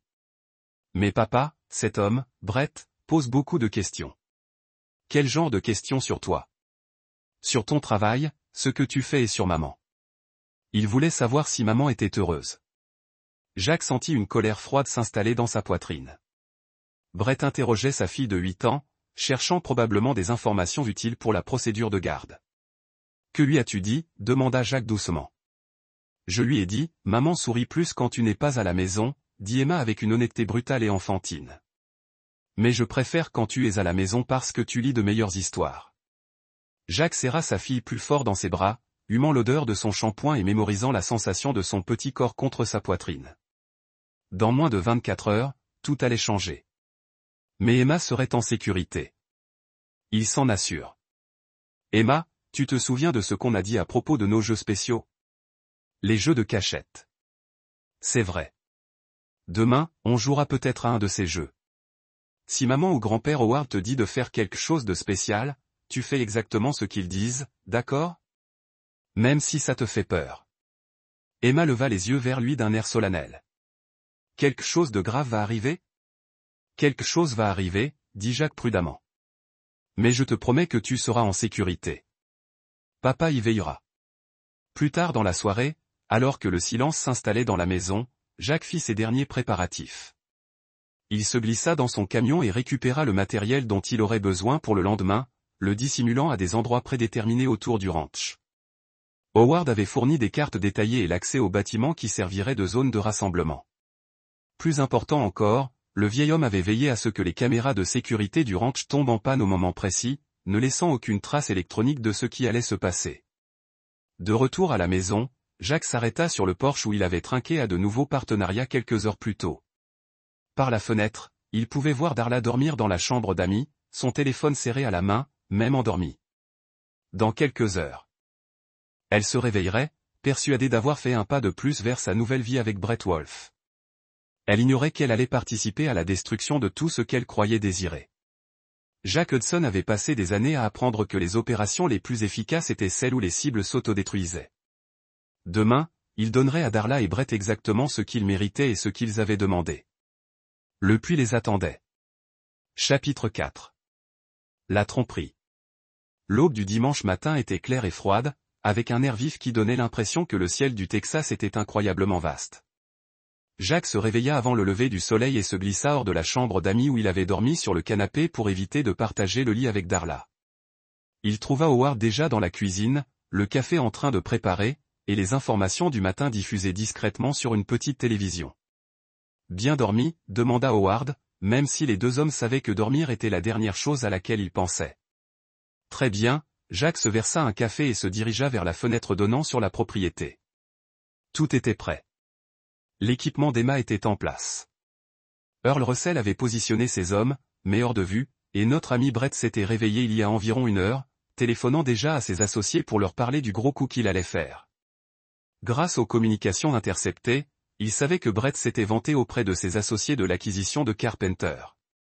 Il avait déjà commencé à transférer les fonds pour ce qu'il pensait être son dernier paiement pour sécuriser les propriétés clés. Plus important encore, il avait commencé à organiser le relogement de Darla et Emma après que Jacques ait été traité par les voies légales. Darla, demanda Jacques, encore endormie, mais elle reçut 3 SMS de Brett entre minuit et 6 heures du matin. Il semblait impatient de passer à la phase suivante de leur plan. Jacques hocha la tête et consulta sa montre. 8h15. Selon leur planning chorégraphié, Brett suggérerait la visite de la propriété vers 9h30, laissant à Jacques juste le temps de terminer ses derniers préparatifs. « Je dois d'abord parler à Emma », dit Jacques. Il trouva sa fille dans sa chambre provisoire, déjà habillée et en train de se brosser les dents dans la salle de bain attenante. Elle paraissait petite dans la chambre d'amis surdimensionnée, mais ses yeux étaient brillants et alertes. « Bonjour, papa », dit-elle autour de sa brosse à dents. « Bonjour, ma chérie. Tu te souviens de ce dont on a parlé hier à propos des jeux spéciaux ?» Emma hocha la tête solennellement. « Les jeux de cache-cache. » C'est ça. Aujourd'hui, grand-père Howard pourrait te demander de jouer à l'un de ces jeux. S'il le fait, tu suis ses instructions à la lettre et tu ne sors pas avant que lui ou moi ne venions te chercher. Tu comprends? Et si maman venait me chercher? Jacques s'agenouilla devant Emma pendant que je la nivelais. Pas aujourd'hui, ma chérie. Aujourd'hui, c'est juste grand-père Howard ou papa. Personne d'autre. Emma observait son visage avec l'intensité que les enfants réservent au moment où ils perçoivent des émotions adultes qu'ils ne parviennent pas à bien comprendre. Tu te disputes avec maman? Parfois, les adultes ont des désaccords, dit Jacques prudemment. Mais quoi qu'il arrive, je t'aime plus que tout au monde et je te protégerai toujours, toujours. Je sais, papa. En serrant sa fille dans ses bras, Jacques promit silencieusement que, quoi qu'il arrive aujourd'hui, Emma en sortirait intacte. L'innocence dans ses yeux était la seule chose que Brett Wolfe et Darla ne seraient jamais autorisés à toucher. Le petit déjeuner était un exemple de normalité forcée. Darla était sortie de sa chambre, maquillée avec soin et avec une gaieté qui semblait destinée à se convaincre elle-même autant que quiconque. Brett arriva à 9h précises, apportant du café frais et des viennoiseries de la ville. Le genre de geste attentionné qui renforçait probablement la conviction de Darla qu'il tenait sincèrement à elle. Une matinée magnifique pour une visite de propriété, annonça Brett en s'installant confortablement à la table de la cuisine avec l'assurance d'un homme persuadé de conclure l'affaire de sa vie. Un temps parfait, acquiesça Jacques. J'ai hâte de voir ces parcelles, dit-il. La conversation au petit déjeuner fut soigneusement orchestrée. Chaque participant jouant son rôle, Brett se positionna en guide averti, expliquant les différents facteurs qui rendaient les propriétés de Howard si précieuses pour le développement. Darla joua le rôle de l'épouse bienveillante, posant des questions qui permirent à Brett de développer son expertise. Howard conserva son rôle d'éleveur pragmatique, soulevant juste assez d'inquiétude pour paraître réaliste sans entamer l'enthousiasme de Brett. Seul Jack savait que chaque mot était enregistré par un appareil qu'il avait dissimulé dans la maison la veille. La conversation du petit déjeuner servirait de preuve cruciale pour ce qui allait suivre. Eh bien, dit Brett en consultant sa montre de luxe. Si nous voulons visiter ces propriétés avant qu'il ne fasse trop chaud, nous devrions probablement partir bientôt. Absolument. Jack se leva et s'étira. Darla, Emma et toi avez des projets pour ce matin. Oh oui, répondit Darla rapidement. Papa avait promis de montrer à Emma quelques-uns des anciens sites familiaux, des endroits où vivait son arrière-grand-mère, ce genre de choses. Un autre mensonge proféré avec une assurance désinvolte qui confirmait que Darla préparait cette supercherie depuis des semaines. Ce qu'elle ignorait, c'est qu'Howard n'avait jamais fait une telle promesse et que les sites familiaux auxquels elle faisait référence n'existaient pas. Ça a l'air instructif, dit Jack. Emma adore en apprendre davantage sur l'histoire familiale. Alors que les hommes s'apprêtaient à partir pour la visite de la propriété, Jack croisa une dernière fois le « jeu » d'Howard. Le vieil homme hocha légèrement la tête. Tout était en place. Prenez soin de vous, mes filles, dit Jack à Howard, sachant que Darla interpréterait ce commentaire comme une inquiétude typique d'un père. Fais toujours attention, répondit Howard. La BMW de Brett était chargée de matériel de topographie, de cartes et d'une glacière pleine de boissons. Des accessoires pour ce qu'il pensait être une réunion d'affaires productive dans les parties reculées du ranch. Alors qu'il s'éloignait de la maison principale, Brett commença son argumentaire de vente avec sérieux. L'avantage de ces propriétés reculées, expliqua Brett alors qu'il sillonnait les routes de ranch de plus en plus accidentées, c'est qu'elles sont suffisamment proches de la ville pour permettre le développement, mais suffisamment éloignées pour échapper à la plupart des restrictions de zonage. Avec la bonne approche, nous pourrions envisager un retour sur investissement multiplié par 20 en 5 ans. Jack acquiesça et posa les questions appropriées, jouant le rôle de l'investisseur intéressé tout en cataloguant mentalement chaque détail de leur itinéraire. Les anciens puits se trouvaient dans une partie de la propriété qui n'avait pas été activement utilisée par l'élevage depuis des décennies. La route d'accès était à peine entretenue, serpentant à travers des broussailles et un terrain rocailleux qui rendrait l'observation extérieure presque impossible. Brett désigna du doigt un petit point culminant. C'est la parcelle principale dont je vous parlais. Le paysage qui s'offrait à eux était typique des ranchs texans, des collines vallonnées couvertes d'une végétation clairsemée, avec des groupes de bâtiments érodés par le temps marquant l'emplacement d'anciennes fermes. Mais l'attention de Jack était focalisée sur les structures. Brett désignait un ensemble de bâtiments abandonnés entourant ce qui semblait être une ancienne tête de puits. C'est ici que se trouvait la ferme d'origine du charpentier. Brett poursuivit en garant la BMW près d'un ensemble de bâtiments comprenant une grange, une petite maison et plusieurs dépendances. Le grand-père d'Howard avait construit le premier puits ici dans les années 1920. Il est scellé depuis des décennies, mais l'emplacement offre un excellent accès à la nappe phréatique. Jack descendit de la voiture et inspecta la zone avec un intérêt professionnel. L'isolement était parfait. Ils étaient à au moins 5 mètres de la maison principale, sans aucune ligne de vue sur les propriétés voisines. Les bâtiments abandonnés offriraient une excellente dissimulation pour ce qu'il avait prévu. Lieu intéressant, dit Jack. Parlez-moi des droits d'eau. Pendant l'heure qui suivit, Brett fit à Jack une présentation détaillée des opportunités de développement, de l'accès à l'eau, des droits miniers et des possibilités de zonage. L'homme était véritablement expert en développement immobilier, ce qui rendait ses activités criminelles d'autant plus calculées. Tandis que Brett parlait, Jack remarqua plusieurs détails qui confirmèrent ses informations sur l'opération de Brett. Des bornes topographiques qui n'auraient pas dû être là. Des traces de pneus récentes de plusieurs véhicules. Des preuves que quelqu'un avait effectué des expertises non autorisées sur la propriété de Howard. Tu as fait tes devoirs, observa Jack. Tu le fais toujours, répondit Brett avec une fierté évidente. Je ne conclus jamais une affaire sans en connaître tous les aspects. Et les aspects juridiques ? S'assurer que tous les transferts sont correctement documentés. Ce genre de choses. L'expression de Brett changea légèrement. Eh bien, c'est là que les bonnes relations deviennent importantes. Je travaille avec des gens qui savent comment accélérer certaines procédures. C'était aussi proche d'un aveu de corruption que Jacques pouvait l'obtenir. Brett avouait en substance avoir soudoyé des fonctionnaires et falsifié des documents, même s'il se gardait bien d'utiliser ces termes précis. J'apprécie la rigueur. Jacques a dit qu'il était important de savoir exactement à qui on a affaire. Absolument. À ce propos, Jacques, je devrais probablement mentionner que j'ai aussi fait des recherches sur ton parcours. Un impressionnant dossier militaire. Ton activité de conseil semble bien se porter, mais j'ai le sentiment que tu es peut-être prêt pour quelque chose de plus grand, quelque chose avec un potentiel plus important de véritable richesse. Jacques sentit un sourire glacial effleurer ses lèvres. Brett commençait son argumentaire de recrutement, probablement la même approche qu'il avait utilisée avec Darla. Il s'agissait de flatter leurs ambitions, de leur faire croire qu'ils méritaient mieux, puis de les impliquer progressivement dans des activités de plus en plus douteuses. Je suis toujours intéressé par les opportunités, dit Jacques. Que avais-tu en tête? Franchement, ce contrat de charpentier n'est qu'un début. J'ai des projets dans 3 États, logistique militaire, conseil gouvernemental, contrat de sécurité privée, le genre de travail qui pourrait vraiment bénéficier de quelqu'un avec ton expérience et ton habilitation de sécurité. Brett proposait à Jacques un partenariat dans ce qui s'apparentait à une entreprise criminelle sophistiquée.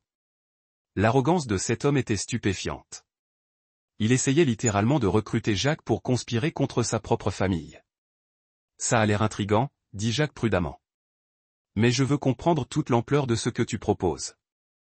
Bien sûr. C'est pourquoi je trouve cette visite de la propriété si précieuse.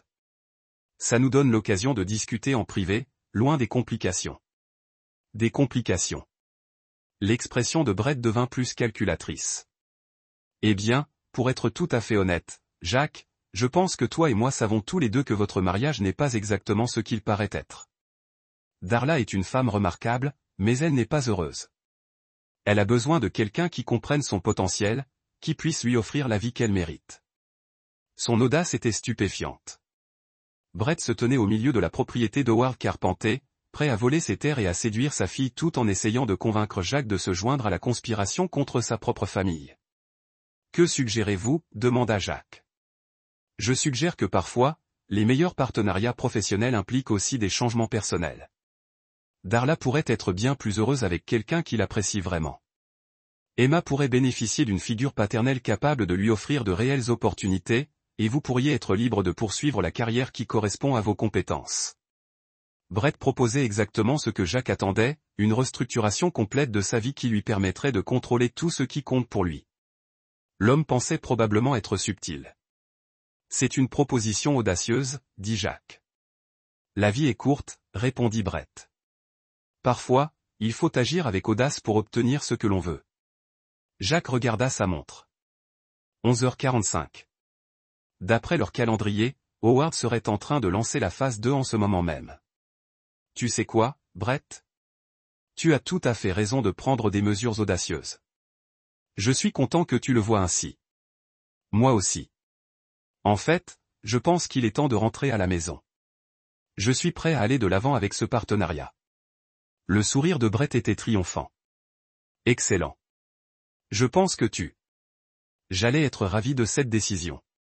Alors qu'il retournait vers la maison principale, Brett continua son argumentaire, apparemment convaincu d'avoir réussi à rallier Jacques à sa conspiration. L'homme était si sûr de lui qu'il commença à partager des détails sur ses autres opérations, son réseau de fonctionnaires corrompus et ses projets d'expansion sur de nouveaux marchés. Jacques mémorisa chaque mot, sachant que Brett lui dictait en substance ses propres aveux. Ils étaient à mi-chemin de la maison principale lorsque le téléphone de Jacques sonna. Le nom d'Howard apparut à l'écran. Howard. Jacques répondit, s'assurant que Brett pouvait entendre les deux côtés de la conversation. Jacques, Dieu merci. Tu dois revenir immédiatement. Qu'est-ce qui ne va pas? C'est Emma. Darla et moi. Nous lui montrions les anciens sites familiaux et il y a eu un accident. Elle est tombée dans l'un des vieux puits. Jacques sentit son sang se glacer, même s'il savait que cela faisait partie de leur plan. L'émotion dans la voix d'Howard semblait tout à fait sincère. Vraiment? Elle est vivante, mais elle est piégée. Le puits est profond et les parois sont instables. Il faut la sceller pour éviter un effondrement. Mais quoi, Jacques? si on la scelle avec elle à l'intérieur. Jacques ferma les yeux, se laissant submerger par l'horreur de la situation. À côté de lui, Brett était devenu pâle, apparemment choqué par ce qu'il entendait. « On y va, dit Jacques. Ne fais rien avant mon arrivée. Vite, Jacques. On n'a pas beaucoup de temps. » Jacques raccrocha et regarda Brett. « Il faut qu'on rentre à la maison maintenant. » « Bon sang, Jacques, je suis vraiment désolé. Que puis-je faire? Juste conduire ?» Tandis que Brett accélérait sur les routes du ranch, Jacques s'autorisa à montrer l'angoisse que tout père ressentirait dans cette situation. La performance n'était pas difficile. Même s'il savait qu'Emma était en sécurité, le scénario décrit par Howard était le cauchemar de tout parent. Ce que Brett ignorait, c'est que la deuxième phase de leur plan était désormais terminée. Howard venait d'établir le calendrier et les circonstances qui justifieraient tout ce qui allait se passer ensuite. Et Jack Hudson était sur le point de montrer à Brett Wolfe ce qu'était une action audacieuse. Chapitre 5, Trap Springs. Lorsque la BMW de Brett s'est immobilisée en dérapage devant la maison principale, Jack était sorti de la voiture avant que le moteur ne s'éteigne. La scène qui l'accueillit était un chef-d'œuvre de chaos contrôlé. Exactement ce qu'Howard avait promis de créer. Darla se tenait sur le porche, le visage ruisselant de larmes, les vêtements sales comme si elle avait creusé ou rampé. Elle se précipita vers Jacques dès qu'elle le vit. Et pendant un instant, sa détresse parut tout à fait sincère. « Jacques. Oh mon Dieu. Jacques, c'est arrivé si vite. » Elle sanglota contre sa poitrine. Nous étions en train d'explorer les anciens sites de la ferme et Emma voulait regarder le puits, mais le revêtement a cédé et elle est tombée. Où est-elle? La voix de Jacques portait exactement le bon mélange de panique et de détermination. Howard apparut de l'autre côté de la maison, le visage sombre et les mains sales. Au loin, Jacques entendit le bruit d'un engin lourd. Une pelleteuse qu'Howard avait stratégiquement positionnée près du lieu supposé de l'accident. Elle est à environ 4,5 mètres de profondeur, dit Howard, conscient et parlant, mais effrayé. Les puits sont vieux et leurs parois commencent à s'effondrer. Chaque minute d'attente augmente le risque d'un effondrement complet. Brett Wolfe se tenait figé près de sa voiture, apparemment abasourdi par la catastrophe qui se déroulait autour de lui. « Que puis-je faire? Dois-je appeler les secours? » Je l'ai déjà fait, dit Howard d'un ton sombre. Mais ils sont à 20 minutes de là et nous n'en avons pas 20. Toute la structure est instable. Jacques observa la scène. Moi, entraîné, cataloguant les détails qui auraient de l'importance plus tard. La performance d'Howard était impeccable. Chaque élément corroborait le récit qu'ils avaient construit. La pelleteuse était positionnée comme si elle avait été amenée pour tenter une opération de sauvetage. La détresse de Darla semblait parfaitement authentique. Même le timing était parfait. « J'ai besoin de la voir, dit Jacques. C'est dangereux, prévint Howard. Le sol autour de l'entrée du puits est instable. Trop de poids et tout pourrait s'effondrer. Je m'en fiche. C'est ma fille. Howard hocha la tête d'un air sombre. Je comprends. Mais Jacques, si nous devons sceller le puits pour éviter un effondrement, nous devons le faire. Bientôt. Et si nous le faisions, l'implication planait comme une condamnation à mort. Jacques sentit ses jambes faiblir et dut s'agripper à la balustrade du porche pour se soutenir. La performance n'était pas difficile. N'importe quel père confronté à ce scénario serait dépassé. Il doit y avoir une autre solution, dit Jacques. Peut-être, dit Howard prudemment, mais cela nécessiterait des décisions difficiles. Brett s'avança, son instinct d'homme d'affaires semblant prendre le dessus sur son choc. Quel genre de décision? Howard regarda Brett comme s'il le remarquait pour la première fois. C'est une affaire de famille, fiston. Je ne suis pas sûr que cela te concerne. Brett était avec moi quand tu as appelé. Jacques m'a expliqué. Il m'a reconduit. Je vois. L'expression d'Howard suggérait qu'il avait vu bien plus loin qu'il ne le disait. Eh bien, la situation est la suivante. Nous pourrions essayer de creuser autour du puits, créer un point d'accès secondaire, mais cela nécessiterait du matériel lourd, des connaissances spécialisées et probablement 12 à 18 heures de travail. 12 heures, la voix de Darla se brisa. Elle ne peut pas survivre 12 heures là-dessous. Il existe une autre option, poursuivit Howard à contre-cœur. Mais elle exigerait la confiance, et que toutes les personnes impliquées gardent certains détails secrets. Jacques sentit son pouce accélérer. C'était le moment qu'Howard attendait. Quelle option? Demanda Brett. Howard l'observa attentivement, comme s'il se demandait s'il devait lui confier des informations sensibles. Il existe des techniques de sauvetage militaire qui pourraient fonctionner. Des techniques que Jack a apprises pendant son service, mais elles nécessitent un équipement et des méthodes qui ne sont pas exactement disponibles par les voies habituelles. Le regard de Brett s'inquiéta. Quel genre d'équipement? Le genre de choses qui n'existent pas officiellement, dit Jack d'une voix calme. Le genre de choses qui obligent certaines personnes à fermer les yeux et certains événements à être décrits de manière à protéger toutes les personnes impliquées. Je ne comprends pas, dit Darla, même si son expression suggérait qu'elle commençait à comprendre. Ce que Howard dit, expliqua Jack, c'est que j'ai accès à des ressources qui pourraient sauver Emma, mais que leur utilisation entraînerait certaines complications juridiques. Il faudrait que les gens s'accordent sur ce qui s'est passé et ce qui ne s'est pas passé. L'instinct d'avocat de Brett était clairement sollicité. Quel genre de complications juridiques? Le genre de choses qui exigent une confiance et un bénéfice mutuel, dit Howard d'un ton significatif. Le genre de choses qui créent des partenariats entre des personnes qui comprennent la valeur de la discrétion. Jack observa le visage de Brett tandis que l'homme assimilait ce qui lui était proposé. Brett était invité à participer à une conspiration qui le rendrait complice de la dissimulation de l'utilisation de ressources illégales par Jack pour sauver sa fille. C'était exactement le genre de levier que Brett pensait pouvoir utiliser plus tard. Si Jack peut sauver Emma, dit Brett prudemment, alors je pense que nous comprenons tous l'importance de décrire les événements de manière. Une façon de protéger toutes les personnes impliquées, même si cela nécessite certaines interprétations créatives de ce qui s'est passé, insista Howard, bien sûr. Darla regarda les trois hommes, percevant clairement des courants sous-jacents qu'elle ne comprenait pas entièrement, mais son instinct maternel l'emporta sur sa confusion. Je me fiche de ce que nous devons faire. Sauver ma fille. Jack sentit une satisfaction froide s'installer dans sa poitrine. Brett venait d'accepter de participer à un complot visant à dissimuler des activités illégales. Plus important encore, il l'avait fait devant témoins et, à son insu, avec du matériel d'enregistrement. D'accord, dit Jack, mais nous devons agir vite et coordonner tout cela avec soin. Howard, pouvez-vous gérer la réponse officielle? Assurez-vous que les équipes d'urgence comprennent la situation à leur arrivée. Considérez cela comme fait. Brett, j'ai besoin que vous m'aidiez à déplacer du matériel de mon camion, et j'ai besoin de votre parole que ce qui se passe ici aujourd'hui reste entre nous. Tu as le pouvoir, dit immédiatement Brett. Darla Jack se tourna vers sa femme, laissant sa voix porter à la fois amour et désespoir. J'ai besoin que vous me fassiez confiance. Pouvez-vous faire ça?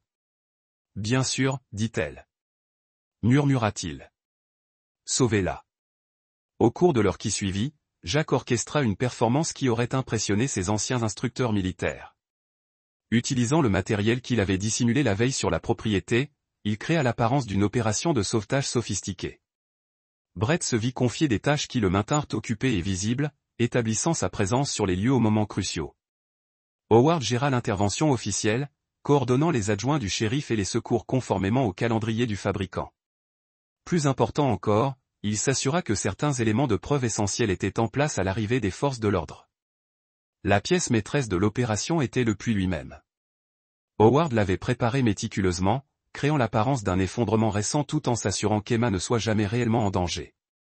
Des passages secrets et du matériel prépositionné leur permirent de créer tous les sons et les preuves nécessaires à l'appui de leur histoire.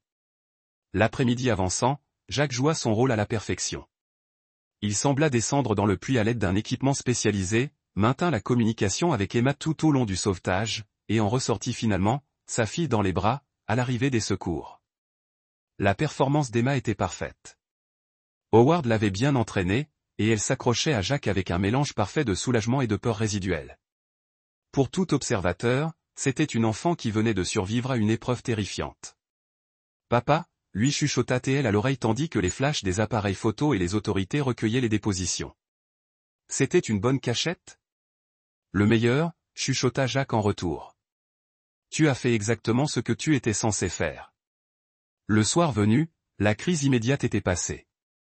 Les secours avaient documenté l'incident, loué la vivacité d'esprit et les actes héroïques de Jack, et étaient repartis avec les déclarations de tous les témoins. Le procès-verbal officiel montrerait qu'Emma Hudson était tombée dans un vieux puits, piégée pendant plusieurs heures, et avait été secouru avec succès par son père grâce à des techniques apprises pendant son service militaire. Brett Wolfe avait été présent tout au long de l'incident et avait participé aux opérations de sauvetage. Sa déclaration aux autorités corroborait la version familiale des faits. Plus important encore, il avait volontairement participé à ce qu'il croyait être une dissimulation de l'utilisation de ressources illégales par Jack. Alors que les derniers véhicules d'urgence disparaissaient sur la route du ranch, Jack se tenait sur le porche de Howard, tenant Emma dans ses bras et observant Darlafus avec une inquiétude apparemment maternelle. « Journée d'enfer », dit Brett en s'installant dans un coin de la véranda avec un verre offert par Howard. « Mais ça c'est bien terminé. C'est l'essentiel. » « Oui », acquiesça Jack. « Ça s'est terminé exactement comme ça aurait dû. » Brett leva son verre à la famille et au partenariat fondé sur la confiance. Jack trinqua avec Brett, gardant le contact visuel pour obtenir exactement ce que nous méritons. Tandis qu'il buvait, Jack songea à la perfection de la journée. Brett pensait avoir été recruté dans le cercle intime de Jack, avoir prouvé sa fiabilité et avoir pris le dessus sur lui grâce à sa responsabilité partagée dans la dissimulation d'activités illégales. Ce que Brett ignorait, c'est qu'il avait en réalité fourni à Jack tout le nécessaire pour le détruire complètement. L'homme s'était volontairement rendu sur les lieux de ce qui allait officiellement devenir un enlèvement, avait participé à la fabrication de fausses preuves et avait fait aux forces de l'ordre des déclarations manifestement fausses. Plus important encore, Brett avait révélé l'étendue de sa corruption, ses méthodes et son réseau de complices, tout en croyant impressionner un partenaire potentiel. Alors que la soirée s'installait dans une ambiance domestique confortable, Jack commença à planifier la phase finale de son opération. Brett Wolfe avait parfaitement joué son rôle. Bientôt, il lui faudrait assumer les conséquences de ses choix. Le puits avait été officiellement scellé définitivement. Mais la soif de vengeance de Jack Hudson commençait à peine à être assouvie. Chapitre 6. Le dénouement. Le lundi matin arriva gris et froid, avec un ciel couvert qui semblait peser sur le paysage. Jack se réveilla avant l'aube dans la chambre d'amis, écoutant les bruits familiers du ranch s'animer. Dans quelques heures, tout allait changer définitivement.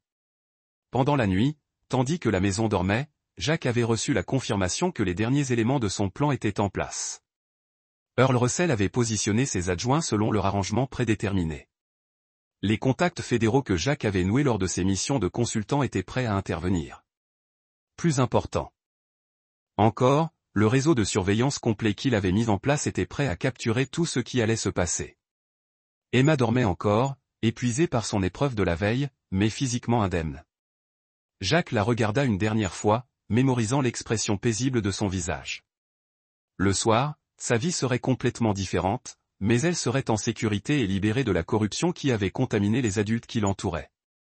Howard était déjà dans la cuisine lorsque Jack descendit. Le café coulait et les informations matinales passaient doucement. Le vieil homme semblait fatigué mais déterminé, prêt à mener leur plan à terme. Brett téléphone depuis 5 heures du matin. Howard rapporta discrètement. On dirait qu'il coordonne les transferts de terre avec ses hommes. Apparemment, il pense que les événements d'hier ont scellé votre partenariat. Et Darla dormait encore, mais son téléphone vibrait de SMS. Quelqu'un a hâte de lui parler. Jack hocha la tête. Grâce aux communications interceptées, il savait que les associés de Brett faisaient pression sur lui pour finaliser rapidement l'acquisition de Carpenterland.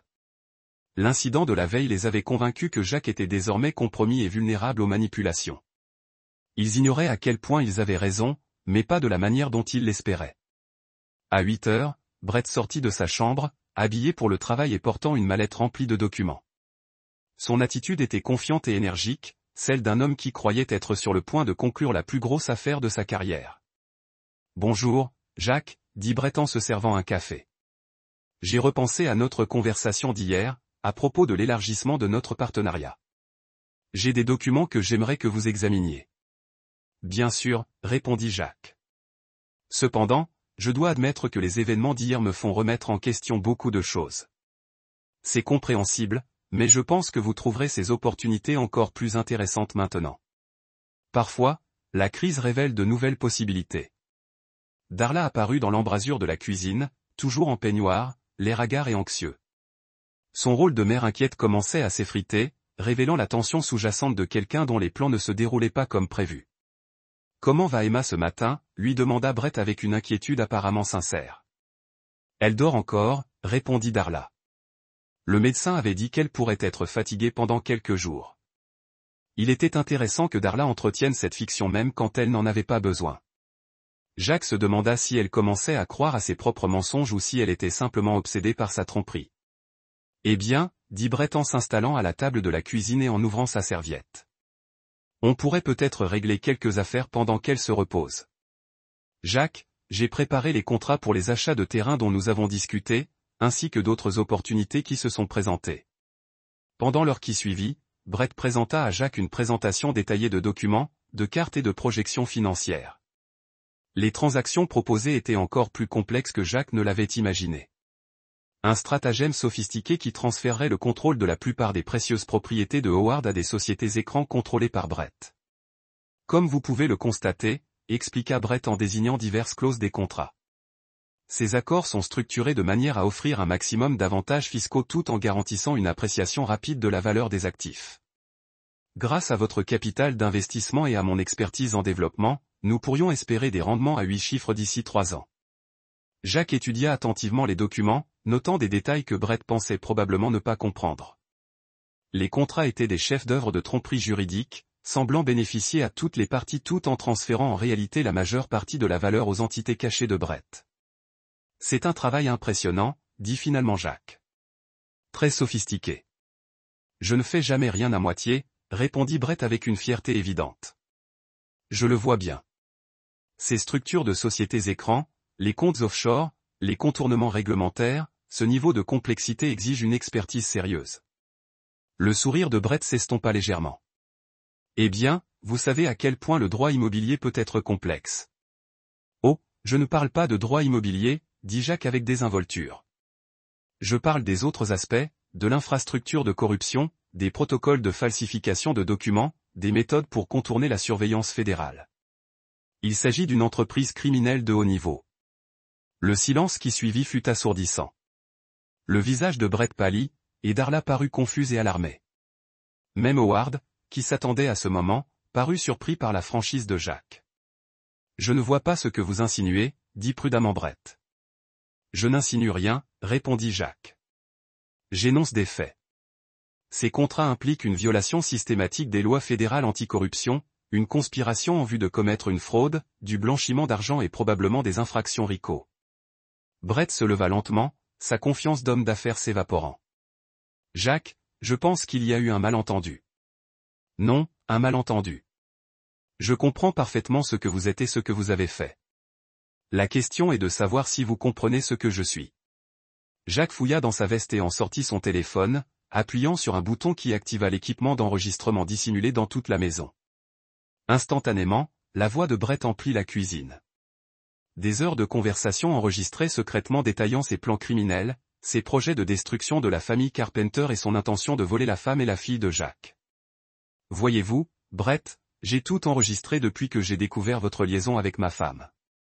Chaque rencontre, chaque appel téléphonique, chaque plan que vous avez ourdi. Je connais votre réseau de fonctionnaires corrompus. Je connais vos précédentes victimes en Arizona et au Nouveau-Mexique. Je sais que vous avez détruit des familles et volé des fortunes. Le visage de Brett était maintenant complètement blanc. Vous commettez une grave erreur, Jacques. Vous ne savez pas à qui vous avez affaire. En fait, je sais exactement à qui j'ai affaire. Vous êtes un prédateur qui s'est habitué à agir sans conséquence. Mais vous avez commis une grave erreur de jugement. Laquelle? Vous avez supposé que j'étais juste un autre mari de banlieue que vous pouviez manipuler et détruire. Vous n'avez jamais pris la peine de découvrir qui je suis vraiment ni de quoi je suis réellement capable. Jacques se leva et se dirigea vers